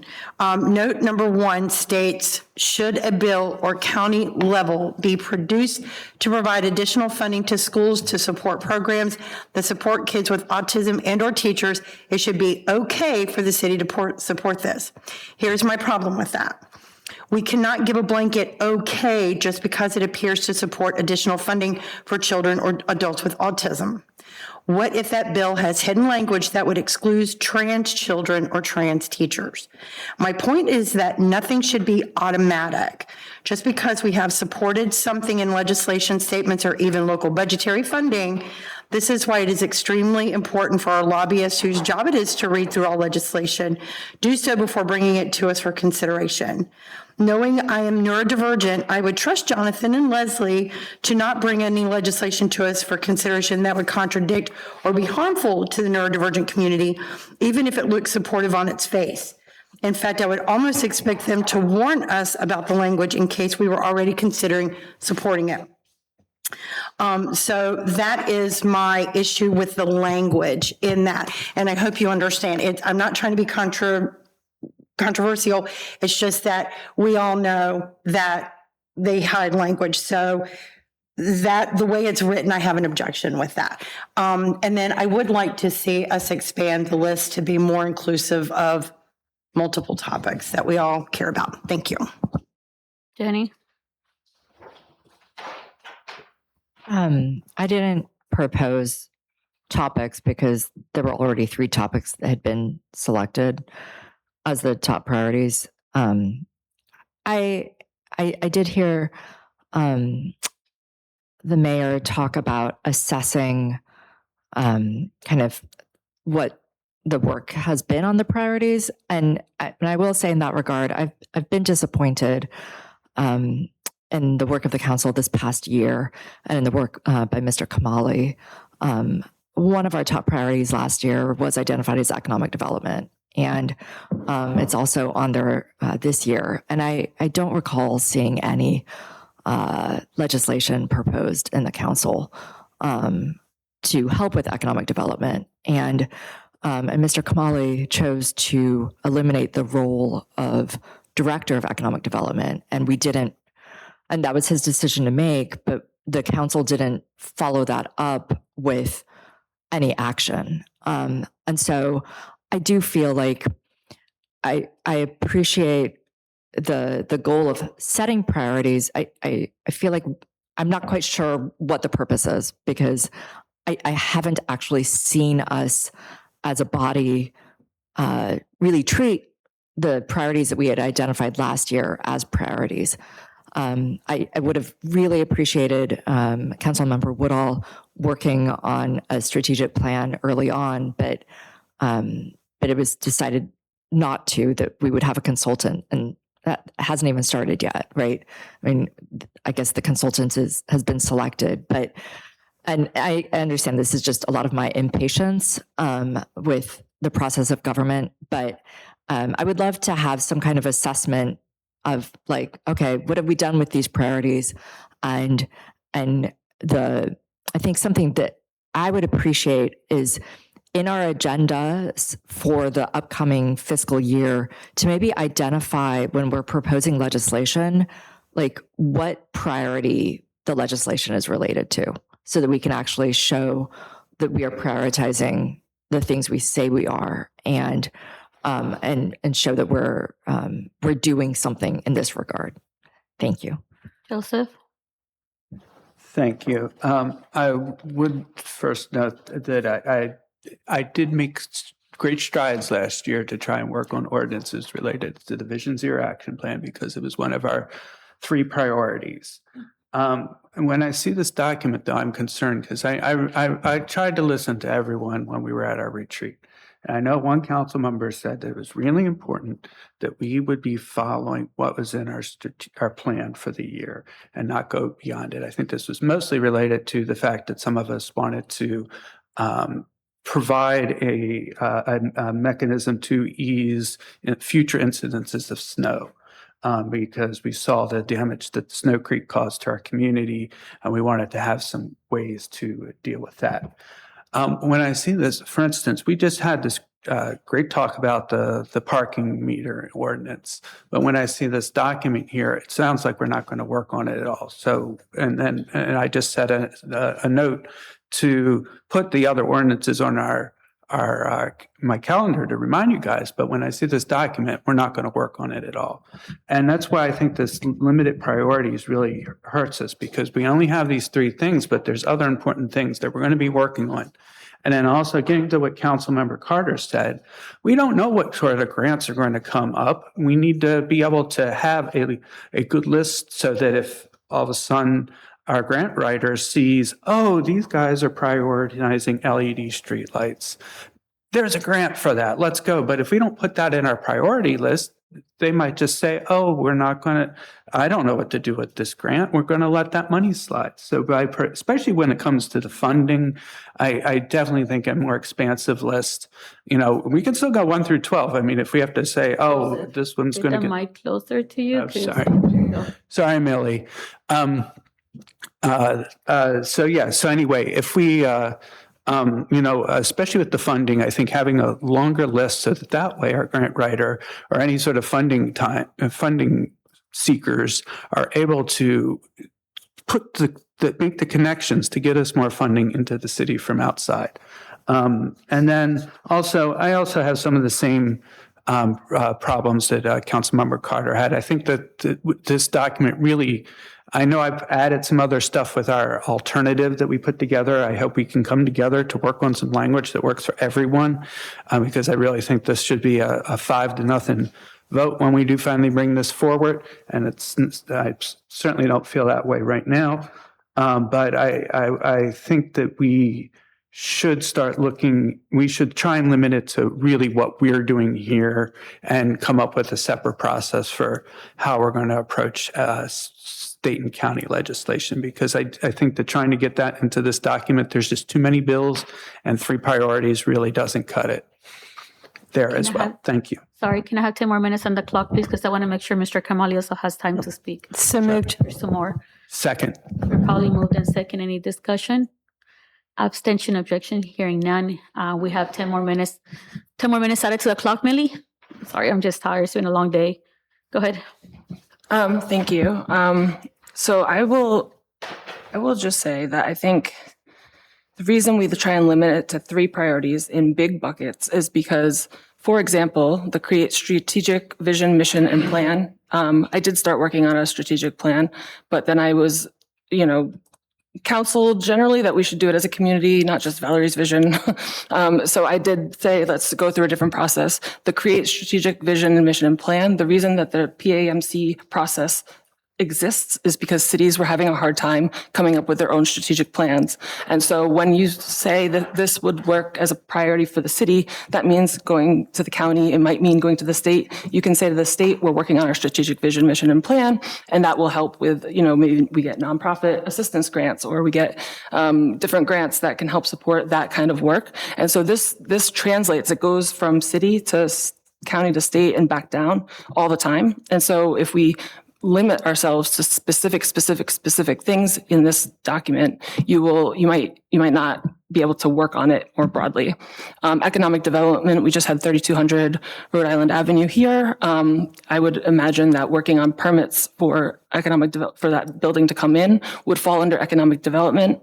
I will also say that I hear what you're saying, Councilmember Carter, about, clarifying this language so but that's why we have lobbyists in Annapolis, is because they are supposed to catch this stuff. I don't want everybody testifying on everything if there's poison pills in the bills, right? But that's where the lobbyists come in. They are our eyes and ears on the street in Annapolis. And if they are doing a bad job, we should not keep them. But if they are doing a good job, which I think they have to date, I think, that would be something to discuss. But we can work on clarifying this. In regards to transportation, note number 2, if you scroll down, outlines kind of how we've done this in the past. So last year, I heard Councilmember Hoffbauer saying that she wanted to think through a business incubator in city buildings. And so we put that under the economic development bucket as an example of things that we wanted to prioritize.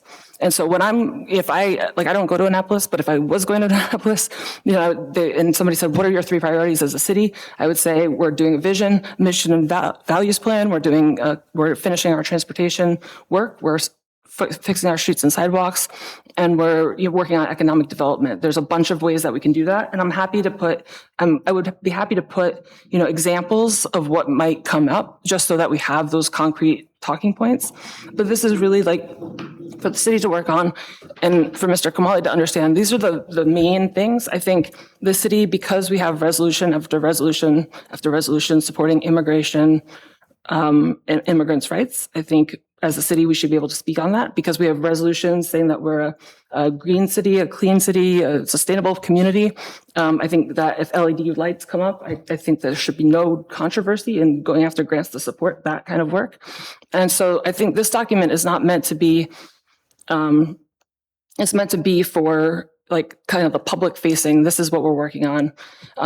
There will be things that come up. I see in the alternative document that was submitted this morning, snow help for seniors. That might fall into just the community bucket, and maybe we just add that into the community at number 1. The community comes first, but I think people generally know that that's what the mayor and council are supposed to work on, is working on the community. But these are the specific things the specific but broad enough things that we can work on things.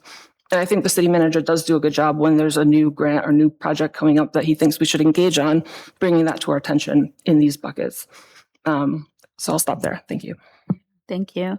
I will tell you that the reason why it's been so successful is because we aim at something. That does not mean that code, as we have it here, is not going to be touched. That's part of the day-to-day that Mr. Kamali and the team are going to work through and say, hey, this legislation came on.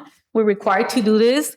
We need to figure out how many. That's the things that he does as the administrative side of it. The other thing is I think that when we talk about the grant writer, Mr. Kamali, correct me if I'm wrong, the grant writer is not just out there looking for grants. He's responsible for putting together the report, following up with the meetings, the conversations. So his day-to-day is just not, let me figure out whether it's the grant. The day-to-day for the grant writer is also jumping those alternative calls to get information about the grant, following up the grant, and the reporting of the grant. So we have, how many grants do we have, Mr. Kamali? And correct me if I'm wrong, isn't that what more or less our grant writer does? It's not just look for grants, but responsible for all the grants in the city.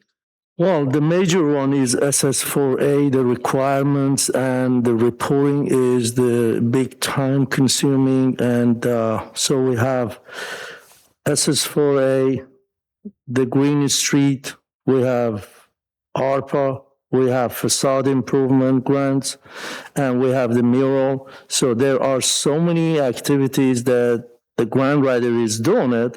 At the same time, I have tasked him to make sure that, to search for any opportunity that comes up. And we know a lot of, the city, because we're trying to substitute the grant with the operating budget. As much as I can save the money, we go after it. Right now, like in next few months, I will have a good news for you guys regarding the EV for PD. But I just wanted to make sure that, we get it done. But we do our search, we do our work, but please be advised, we have a small team. It's a big city. It's a big list with a small team. So we're trying to get it done as much as possible. So Yeah, so I will, thank you, Mr. Kamali. Arab was saying this, right? Just because we are not high priority, not everything but green, that doesn't mean Mr. Kamali and his team are not looking for green grants, because they know we have a green visual document and they heavily focus on them. And the reality is both the tree and the green commission, it's not like they're going to let them go. And the fact that so for economic development, aside from the facade improvement, aside from the murals, aside from like the grants, aside from like $1 million certain fund money that we have done, there's a lot of other pieces that are part of economic development that we're target. And the other thing I definitely was to team, like if we could speak in I statements, because maybe we don't realize that sometimes there's a lot of work that's put forward in behalf of the staff. Like I said, like they know that these three are the three things that we agree, but there's a whole list of things on it. And I'll tell you this is 12 priorities. There's no way the staff is going to be able to manage to get to one priority a month with their already thick amount of information that they have to submit, right? I think that a happy medium may be something like this that has like subcategories underneath. So that way we know what to do. And regarding the lobbyists, I will tell you, one bill had 30 amendments. 30 amendments. So if they're going to be coming back every time that there's amendment, we're not going to do nothing but legislation for the last 90 days. And that's the reason why we have a lobbyist, so they could handle it. They send their reports to all of us to figure out like, hey, this is the bill that we're monitoring. This is what it looks like. You guys are welcome to ask them questions, and you guys have. The city manager also gets it. He's welcome to ask questions. When there was a bill regarding the outlets and that the city was supposed to pay for them, we quickly talked, we quickly asked Mr. Kamali, how many do we control the drainage or what's it called? Which one's talking, Mr. Kamali? Or does the county takes care of it, right? And Mr. Kamali is like, no, the county takes care of it, and here it is. So I want to make sure that it's clear what it is and what it isn't to facilitate it, because if we're going to sit here and go through a bill that has 30 amendments that are going in and out through several days, we're not going to, I see you, we're not going to be able to follow through. And I'll tell you this, right? The reason why the council writes a lot of legislation, right? It heavily is so that we know what we stand for, so that way the staff knows where we stand for, right? In 2017, the city strongly felt that their officers should not working with what we call ICE, right?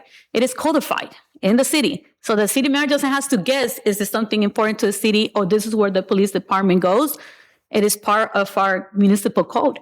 As an example, about 9 years ago, it got expanded to all the staff does not work with ICE in that sense, right? So it gives you an example of how it goes along with it. But at the same time, I think that, our lobbyist hasn't given us no reason to feel and trust that they don't know what their job is doing. They have gone above and beyond in making sure that they communicate with us. For many years, we didn't even have a lobbyist, so we basically had to figure this out on our own, right? And it was hard, because the reality is like, Mr. Kamali has a small team. And if we're going to ask him as well to do the lobbying for us, he's not going to spend any time here. He's going to spend enough time in Annapolis. So in saying that, I would just say that if something as subcategory seems to work better, so to visualize it, that is maybe where to go. But the way I see it right now, it doesn't feel like we have a passage to move forward. I don't particularly think, I think that this reads more like a rolling agenda of things of like that we want to look into and stuff like that. To me, I'm speaking in I statements. And as we get, how do you call it, the plan together, we could try to fit in some of those things in there to make it work, but I cautious us not to do too much red tape, that we might not even give the staff the leeway to be able to apply for those grants without coming to us first, because some of those delinquents are a quick turnaround. And can I get 2 more minutes on the floor, please? So moved. Second. Probably move in second. Any discussion? Objection, abstentions, hearing none. We're adding 10 more minutes on the clock, Millie. There you go. All right, so we're gonna do another round. If you guys want another round, okay? We'll go ahead and go. If you guys need to pass, we just pass. It's okay. It's on the agenda, but we don't need to vote on it if we're not ready. We have the summer to think about it. The city will continue moving and doing what they need to do. We have very smart, qualified team to get things done. All right, so I'm gonna do the loop around the same way. Danielle? Okay, first of all, I do want to say that in my statement, I did not, if anybody misunderstood, I was not putting doubt in our lobbyist. Thank you.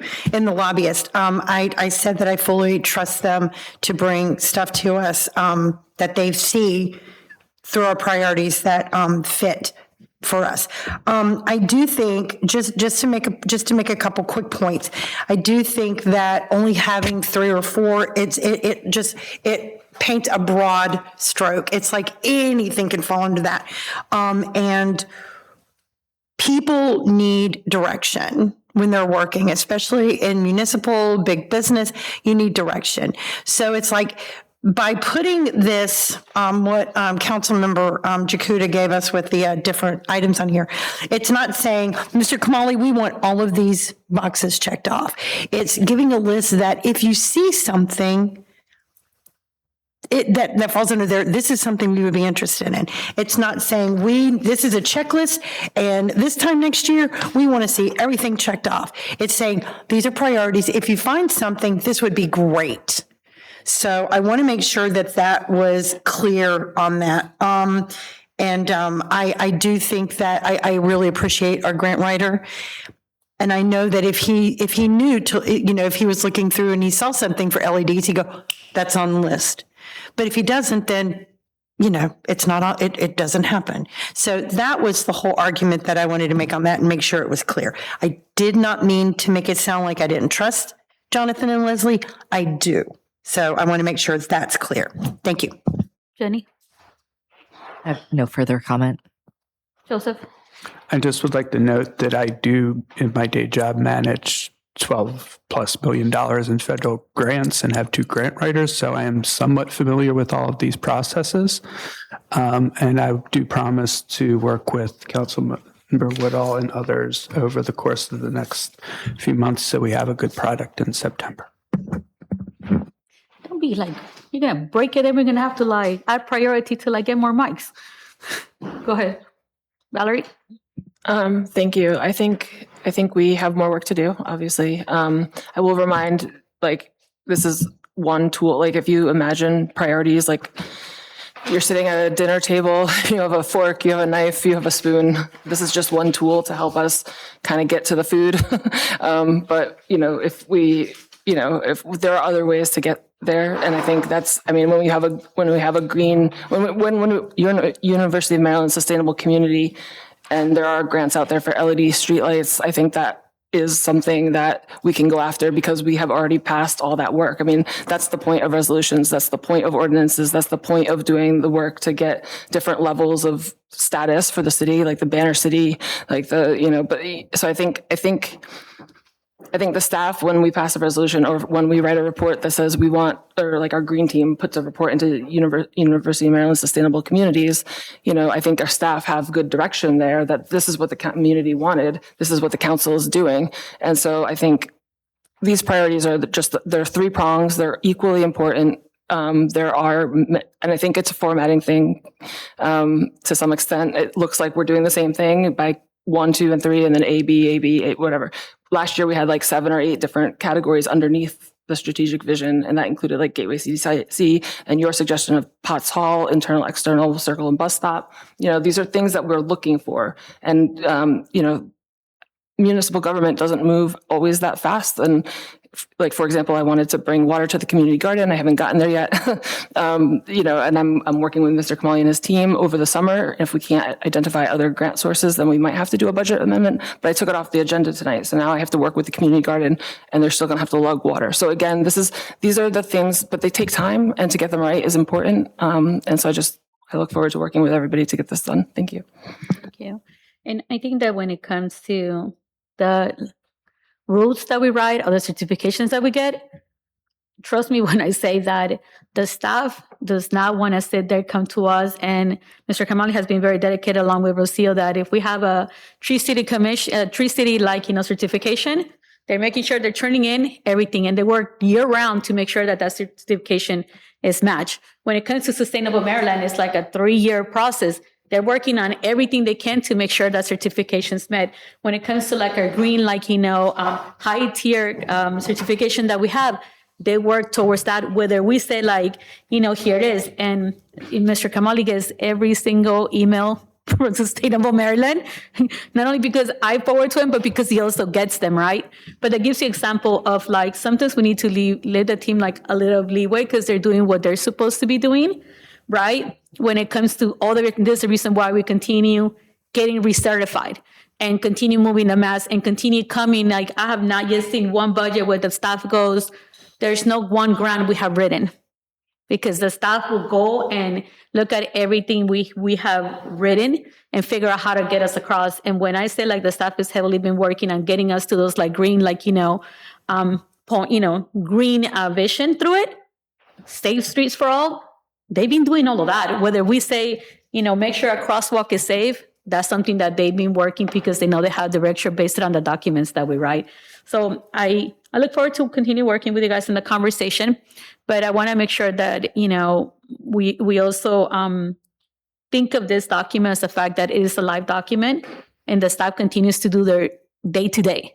So their staff is not going to sit there and look at a grant sideways. They will, anything that's green, transportation, anything that could subsidize what our budget needs or our goals that we're, that's what they're going to do. And they'll bring it to us. So alert us in the report saying, hey, we're working on this. But at the same time, we are not just standing around for the staff. Many of us send information to the staff and saying, hey, there's about this 3-4 grants. Here it is. And sometimes Mr. Kamali gets that email from every single one of us. And it's a circular thing where we all work cohesively. So that way he sees it or we see it, we also flag it. But Bill is also out there working and getting the grants. But the same time as PD, the same time as Public Work, they're all looking in their own field, same thing as CO, right? To figure out how potentially they could benefit the city with the least amount of money utilized and if they could get grants. So it's a whole machinery of working towards it. It's not just one or two. So even if you don't see it there, like I said, the community is number one, doesn't mean that they are not. It means that they're part of who we are and the essence of the city. All right. So I think that we talked these documents to death. We're going to review them, work on it, and figure it out. We have a whole summer to deal with it. Mr. Kamali and the team will continue moving forward in the things that they need to because they have deadlines to meet, grants to look forward to and everything else. So the work doesn't stop. All right. And so Mayor, go ahead. Just a question. If we're going to keep working on the legislative priorities, can we cancel the special legislative meeting to occur after this? I would say we could remove it out of the agenda if you choose to, but because it's public, we need to wait on it. And then we also need to do the minutes. So it'll be very short. So that's fine. We could do it, but we have to vote on it at the meeting to make sure we're fair. Yeah. Okay. What? Yeah, Melissa was no, we can't cancel it because of the minutes. Yeah, I know. This is I'm trying to get to those minutes. And mind you, we used to be 4 years behind in minutes. Not anymore. Melissa has been outstanding at that. Thank you, Melissa, for that. Melissa will find us and get those minutes approved. All right, moving on to item number 7, Mosquito Palooza update and report. Danielle, this is yours. Go ahead. Thank you so much. And thank you. This was an amazing thing. I want to provide the council with a brief update on Mosquito Palooza 26. The idea Yes, thank you, Melissa. The idea for this program came after Prince George's County conducted forced mosquito spraying in Mount Rainier last year. Following the spraying, I noticed that the fireflies in my backyard habitat virtually disappeared, and I found 2 dead honeybees on my sidewalk the next day. After talking with a couple of neighbors about alternative approaches to mosquito control, the idea for Mosquitopalooza was born. My original goal was modest. I wanted to see whether residents would be interested in using mosquito dunks as a natural method of mosquito control before committing significant resources to the program. We started with just 50 buckets, thanks to a gracious donation by the CERT team's Tim Jenkins. When I spoke with Mike Huntingtank, did I say that right? With Sustainable Maryland about the idea, he told me that I would have no trouble giving away all 50 buckets. And as it turns out, he was absolutely right. Within the first 24 hours of the announcement being posted on the unofficial Facebook page and the listserv, 48 of the 50 buckets had already been reserved. To borrow a line from Jaws, I quickly realized we were going to need a bigger boat. Thanks to the manager at Home Depot, Lile Gabrameskel, we were able to increase our inventory by an additional 20 buckets, bringing the total to 70. Even then, demand quickly exceeded supply, and we were forced to begin a wait list. And additional donations came in from residents Caitlin McAleer, Lisa Reardon, and Bob Vanderbilt. We were able to purchase more buckets. Donations from Mark Grizar and Derek Reynolds, who is here tonight, thank you, helped us obtain the mosquito dunks, while Thomas Vedradi, I always say that wrong, of Annie's Hardware provided invaluable assistance in securing both dunks and additional buckets. As of today, and both of them are here in the audience. Thank you, gentlemen, for coming. As of today, we have received requests for 120 buckets and dunk kits, and an additional 20 requests for dunks only. The official event was 16 days ago, and we have already distributed 110 buckets with dunks, 12 dunk-only requests with additional pickups coming. What began as a small pilot project quickly became a citywide grassroots effort, demonstrating that residents are eager for environmentally responsibly alternatives to county spraying. I would also like to thank Sharon Niss, chair of the Green Team, for taking a strong interest in this program and for her support of the concept. While the idea itself predates the formation of the current Green Team, I also shared the original program outline and long-term vision with Councilmember Jakuda as the project developed. Looking ahead, my goal is to transition this initiative to the Green Team while continuing to assist however I can. Mosquitopalooza was never intended to be a one-time event. My hope is that it grows into a long-term community effort focused on natural mosquito control through the use of mosquito dunks, bat houses, which people are very excited about, dragonfly-friendly yards, and firefly habitats. The long-term vision is simple: a healthier environment, fewer mosquitoes, less forced county spraying, and a community working together to achieve these goals. Thank you to everybody who donated, volunteered, reserved a bucket, spread the word, or helped make the first Mosquitopalooza a success. Also, if you have reserved a bucket and dunks but haven't picked them up yet, call me ASAP, because we are now handing them out to those that were on the wait list. Also, as a side note, there is a map we have tracked everybody who has gotten buckets and dunks, and that information will be given over to the Green Team so that they can map where in the community these buckets and dunks are for whatever purposes they may feed. So thank you so much. And yeah, I'll take any questions about the program if you have it. All right, Joseph. I'm very glad to see you had gotten this event going. I'm sure the Green Team will be very excited to hear about this and continue it on. And it also inspired me to go to a local store that I won't name to get 2 buckets myself. So now, even though I didn't get through the program, you can add me to the map as well. Appreciate it. Thank you. I have nothing to add, but it sounds like a good event. Jenny? Thanks, Councilmember Carter, for doing this. Okay, thank you. And my only ask is can we not do AI posters? We are going to be writing, I'm going to be working our resolution when it comes to the city. A couple of cities have done already when it comes to AI flyers in cities, right? And that'll tell you that it was a good initiative. I know Cottage City has done it as well. So I think that the more cities join it, it becomes even stronger. So thank you for putting all the effort together, and to everybody that donated and volunteered, thank you so much. And I look forward to the Green Team taking on this challenge. And I appreciate all the great efforts. All right, moving on to the next item. Item number 6, presentation discussion of the Juneteenth flag raising. Danielle, this is yours as well. Item number 8. Thank you. I just got my voice back and now I'm trying to lose it again all in one night. So I am bringing this proposal forward at the request of some of the African-American residents in Ward 1 who have asked that the city raise the Pan-African flag or the Marcus Garvey flag for Juneteenth this year rather than the traditional Juneteenth flag. Juneteenth marks the end of legal slavery in the United States. It commemorates the day enslaved people in Texas were finally informed that they were free more than 2 years after the Emancipation Proclamation was issued. While that history is important, Juneteenth has become far more than a Texas holiday. It is a national celebration of freedom and a recognition of the long struggle for civil rights and equal treatment under the law. Texas has increasingly become a symbol of efforts to weaken minority political power through redistricting and voting policies that disproportionately impact communities of color. These efforts have influenced similar actions in other states, extending concerns about fair representation beyond Texas itself. It is contradictory to celebrate freedom, equality, and civil rights while displaying a symbol closely associated with a state that has become a national focal point in debates over minority voting rights and political representation. The Pan-African flag offers a different message. Rather than centering a state or geographical location, it centers the people whose freedom we are commemorating and symbolizes heritage, resilience, self-determination, and unity. This proposal does not seek to erase the history of Juneteenth.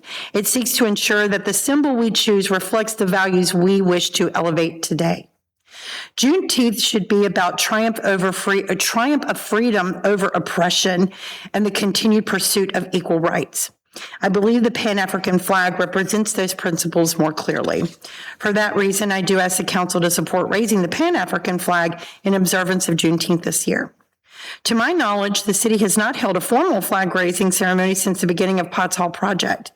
This presents an excellent opportunity to begin utilizing the plaza and flagpole as a gathering place for civic events and community observances.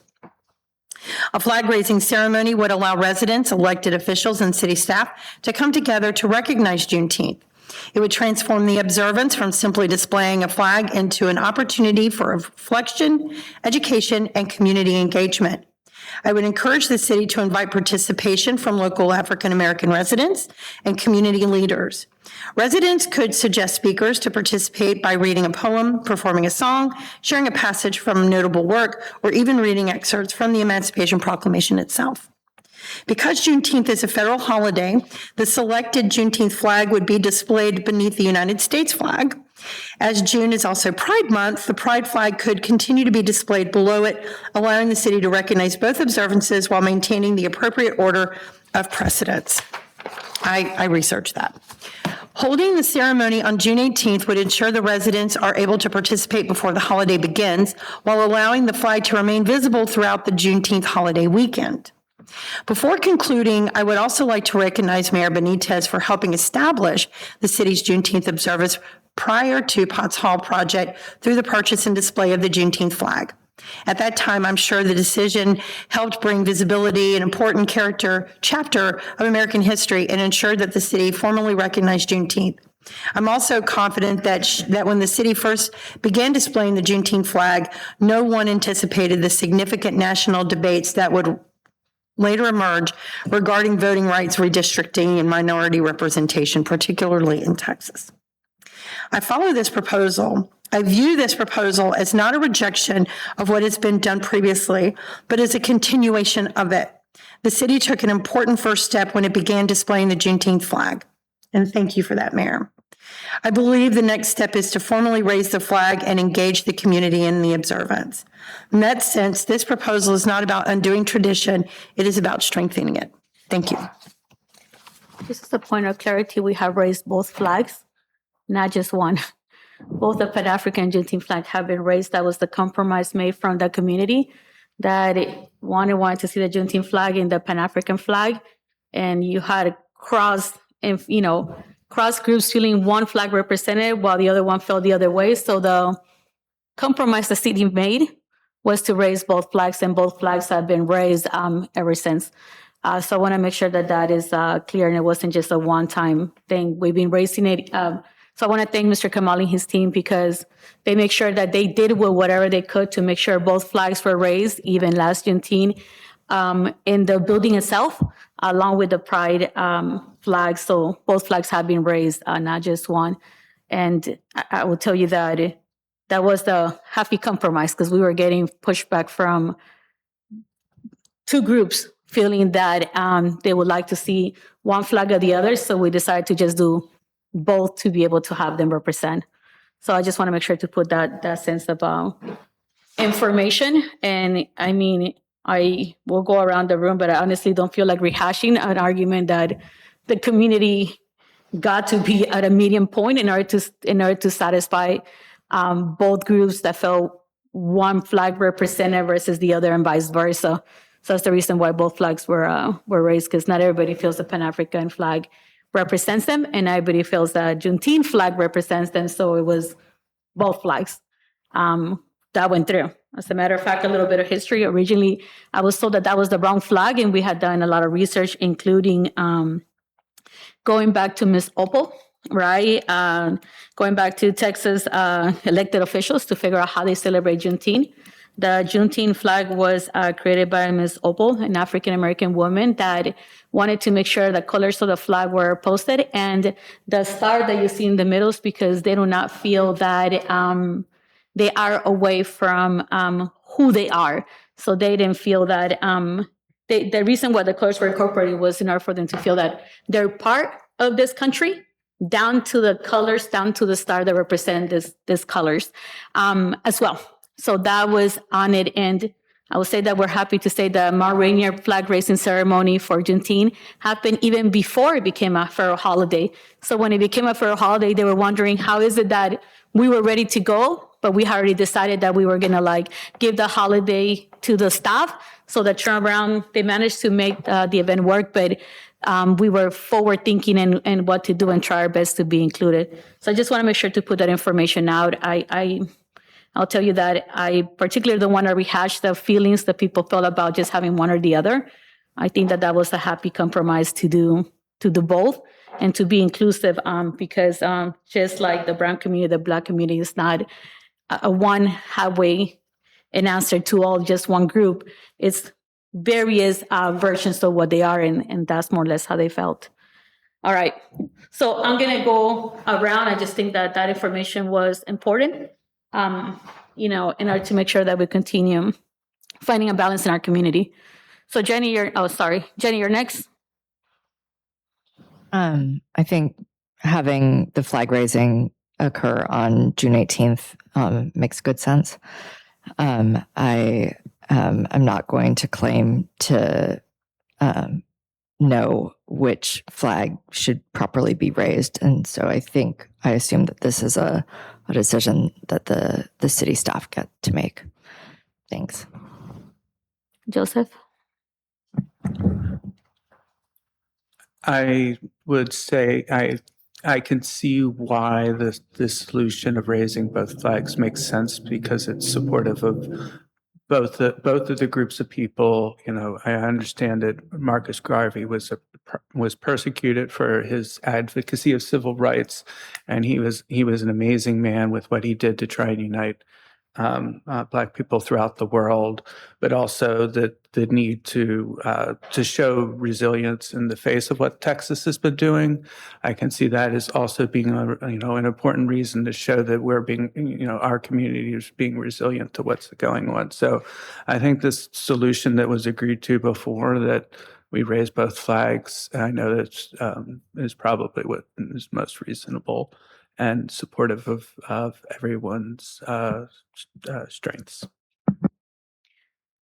Valerie, I'm losing my voice again. No, I can't do this. Well, thank you. I think this is a good proposal.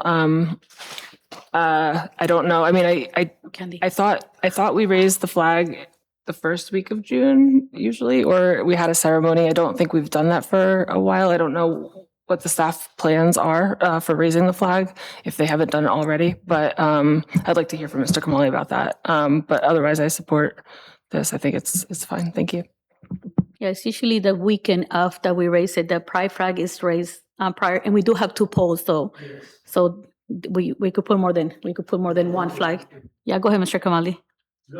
We can do both on the poles that we have outside, and as Mayor said before, we used to put it on Melinda Miles building. Even though we didn't have the poles, we had a hard time to stick it to the wall over the top windows. So whatever you guys decide, we follow. Go ahead, Danielle. I do want to make clear that the residents, ironically, not people that you may think, the reason that they were asking about the Marcus Garvey versus the Texas was more of a protest statement. I concede that, both are fair, and I'm fine with that. I'm the voice of my constituents, and so they asked that as a protest because of what's happening in Texas with the redistricting. But whatever we agree is fine. I'm fine with either one. I will tell you, at least for me, I've learned that the government sometimes does things that the people do not support, and there's a lot of fight in Texas. And I agree with the statements made that it also shows a solidarity for people that are fighting. They're really fighting out there for civil rights and everything else, just like Minnesota and stuff like that, right? And in so many other places, the border states right now are definitely getting hit hard. That's the reality of it. The Twin Cities is getting hit very hard as well. So I think that there is a proclamation that was done. I don't recall whether or not it turned into a resolution, but it is acknowledged that Juneteenth does happen during the weekend and the flag does go up. The flags do go up, so that will continue to happen. I know the staff usually is very good at putting flags up, right? So that could on it. Possible is relatively new, and right now we have less than a week, and most of us are going to be out in a week. That's the reality. But the staff will be here to make sure both flags will go up. Usually, I believe the proclamation states that they go out the night before. So if it lands on Saturday, they'll go up on Friday or something along those lines. But it's usually like it'll stay there for the weekend. So so there's no pushback on the flags going up. That's something the staff has been doing for years, and like I said, we were beyond prepared for the federal government shut it down, because that's something that, we already spoken to do so as well. No, I think there was a misunderstanding. The request was for a flag raising ceremony. Like, if you were available, read the proclamation, make it an official flag raising instead of just the staff going out and raising it that morning. That's what I was proposing, was a flag raising ceremony. I said that we could, pull in residents to read a poem or. But the whole staff is out. On the 18th? The 19th and Juneteenth. No, that's why my proposal was that we raise it on the 18th and leave it up over the weekend. It's supposed to be raised on the 18th. We could do something quickly. I know it's something that we had planned already in doing anyways, but it's going to have to be before because the staff leaves 2 hours early on the 18th. So it's going to have to do midday. So that's something that we have honor. The staff leaves 2 hours early right before every holiday. That's our way of saying thank you to them, because they work hard. So if we do this, it's going to have to be midday. We could do it in the morning. It could be done, but the reality is most of our residents are at work. But we could figure something out. Let's look at it and try to see if we could put something together quickly. A quick flag raising ceremony, right? Mr. Kamali, let's figure out with your team what does it look like, because I know they put a lot of hours within those 6 hours that they work for the city. So we could do something. We'll work offline to figure out the time and put it out to have both flags to be raised on it. That shouldn't be, it should be a matter of quick time. Okay, and then next year we could work on something else, knowing the perimeters that we have very limited limitations on when the staff is here. And I definitely want to make sure we honor their time off, because they do work hard for us. And, it's the irony of it is want to make sure that, especially in such a significant holiday, most of our staff are people of color, right? we don't want to also make sure they come in and have to do additional work, right? Because it contradicts them able to celebrate. But go ahead, Mr. Kamali. No, I just, I said that we can do it, Thursday morning, and because we're coming back from Ocean City on Wednesday, the 17th, and then I'll be here on Thursday morning. So whatever works for you guys. I'll work on a time. We can work on a time offline and we can make it happen. We'll rotate an email around so we don't spend no more time on this one. But yeah, I'll say that that's something that staff does. And if we want to continue joining them, it's okay. I think that right now this year's a transition year because they're trying to transition into Potts Hall. So there's a lot of stuff happening. All right. Okay. And for next year, Mr. Kamali, for the Pride flag, we'll do a flag raising ceremony as well. Okay. I will go back to I think it's 2 or 3 flags 3 different occasions in the year that we raise flags for Latino heritage. We don't because it's like 17 flags or 14 flags, whatever. It's too many flags. So they put the little banners out. All right. Okay. Thank you, Mr. Kamali. All right. We are moving on to item number 9. Presentation of minutes. The presentations of the minutes are in the package. You don't need to do nothing with them. Just know that they're there and you're going to hear about them in the next meeting. Yes? Yeah, Melissa is like shaking, like, yeah, do not mess up with my minutes. Thank you, Melissa. All right, moving on to item number, the last item in this meeting, adjournment. Can I have a motion to adjourn, please? I move to adjourn. Second. You're probably moved and second. Any discussion? Objection, extension, here none. The last work session of fiscal year 2020, 526 have come to an end at 9:17 p.m. We are going to jump into legislative meeting. And this is where we'll be able to remove the item from the agenda, okay?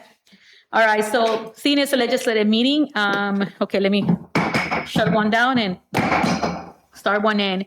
So this is a special legislative meeting of the Mayor Council of the City of Rainier. This is an in-person meeting here at Potts Hall on Tuesday, June 9, 2026, following the work session. We're going to move forward with call to order. Are you guys okay with just going through it? This is going to be a short agenda instead of taking a break. We're good? Okay. Danielle? Present. Jenny? Present. Joseph? Still here. Valerie? I'm here. And me. All right. We have full quorum. Can I please ask everybody to stand so we could do the Pledge of Allegiance? Ready? Begin. I pledge allegiance to the flag of the United States of America and to the republic for which it stands, one nation, under God, indivisible, with liberty and justice for all. All right, thank you guys so much. All right, moving on to item number 2, review of the agenda. We have the call to order, pledge allegiance, review of the agenda. Item number 3, public comment or business, discussion and vote on the city legislative priorities. New business, vote on approval of the minutes for May 19 and May 2nd, and adjournment. Okay? So I know can I entertain the motion to remove item number 4 from the agenda? So moved. It will probably move. Can I get a second? Second. Second, any discussion? Abstentions, objections? Okay, item number 4 has been removed from the agenda. And can I get a vote of yes, a verbal vote that we approve the agenda as moving forward with item number 4 removed? Valerie? Yes. Joseph? Yes. Jenny? Yes. Danielle? Yes. All right, 500. 500. Okay, so we have a working agenda. Opening it out to item number 3, public comment. Do we have any members of public that wish to speak? You guys look as ready to go as we are. All right, so seeing that there's none, I will now read the big paragraph because we have no need to do it. All business completely has been removed. Moving on to new business, item number 5, approval of the minutes for May 19 work session and June 2nd, 2022 legislative meeting. I move to approve the minutes from May 19th and June 2nd. It's been probably moved. Can I have a second? Second. Moved and second. Any discussion? Abstentions, objections, hearing none. The minutes have been approved. Now, she has 1 more minute to do it. That's it for this fiscal year. All right. Moving on to item number 6. Item number 6, item number 5, adjournment. I move to adjourn. There's a motion on the floor. Second. That took you guys forever. It looked like Councilmember Hoffpower is like All right. gunning to do You it. guys have to do a little bit faster than this. All right. Is we probably move in second? Any discussion? Objection, abstentions, hearing none. It has come to an end, so stay tuned for the Juneteenth flag ceremony coming up. And also we'll see you on the 27th as well for the Pride Parade. Thank you to our rec committee for putting this together. And thank you for a great, interesting legislative year. Make sure I don't have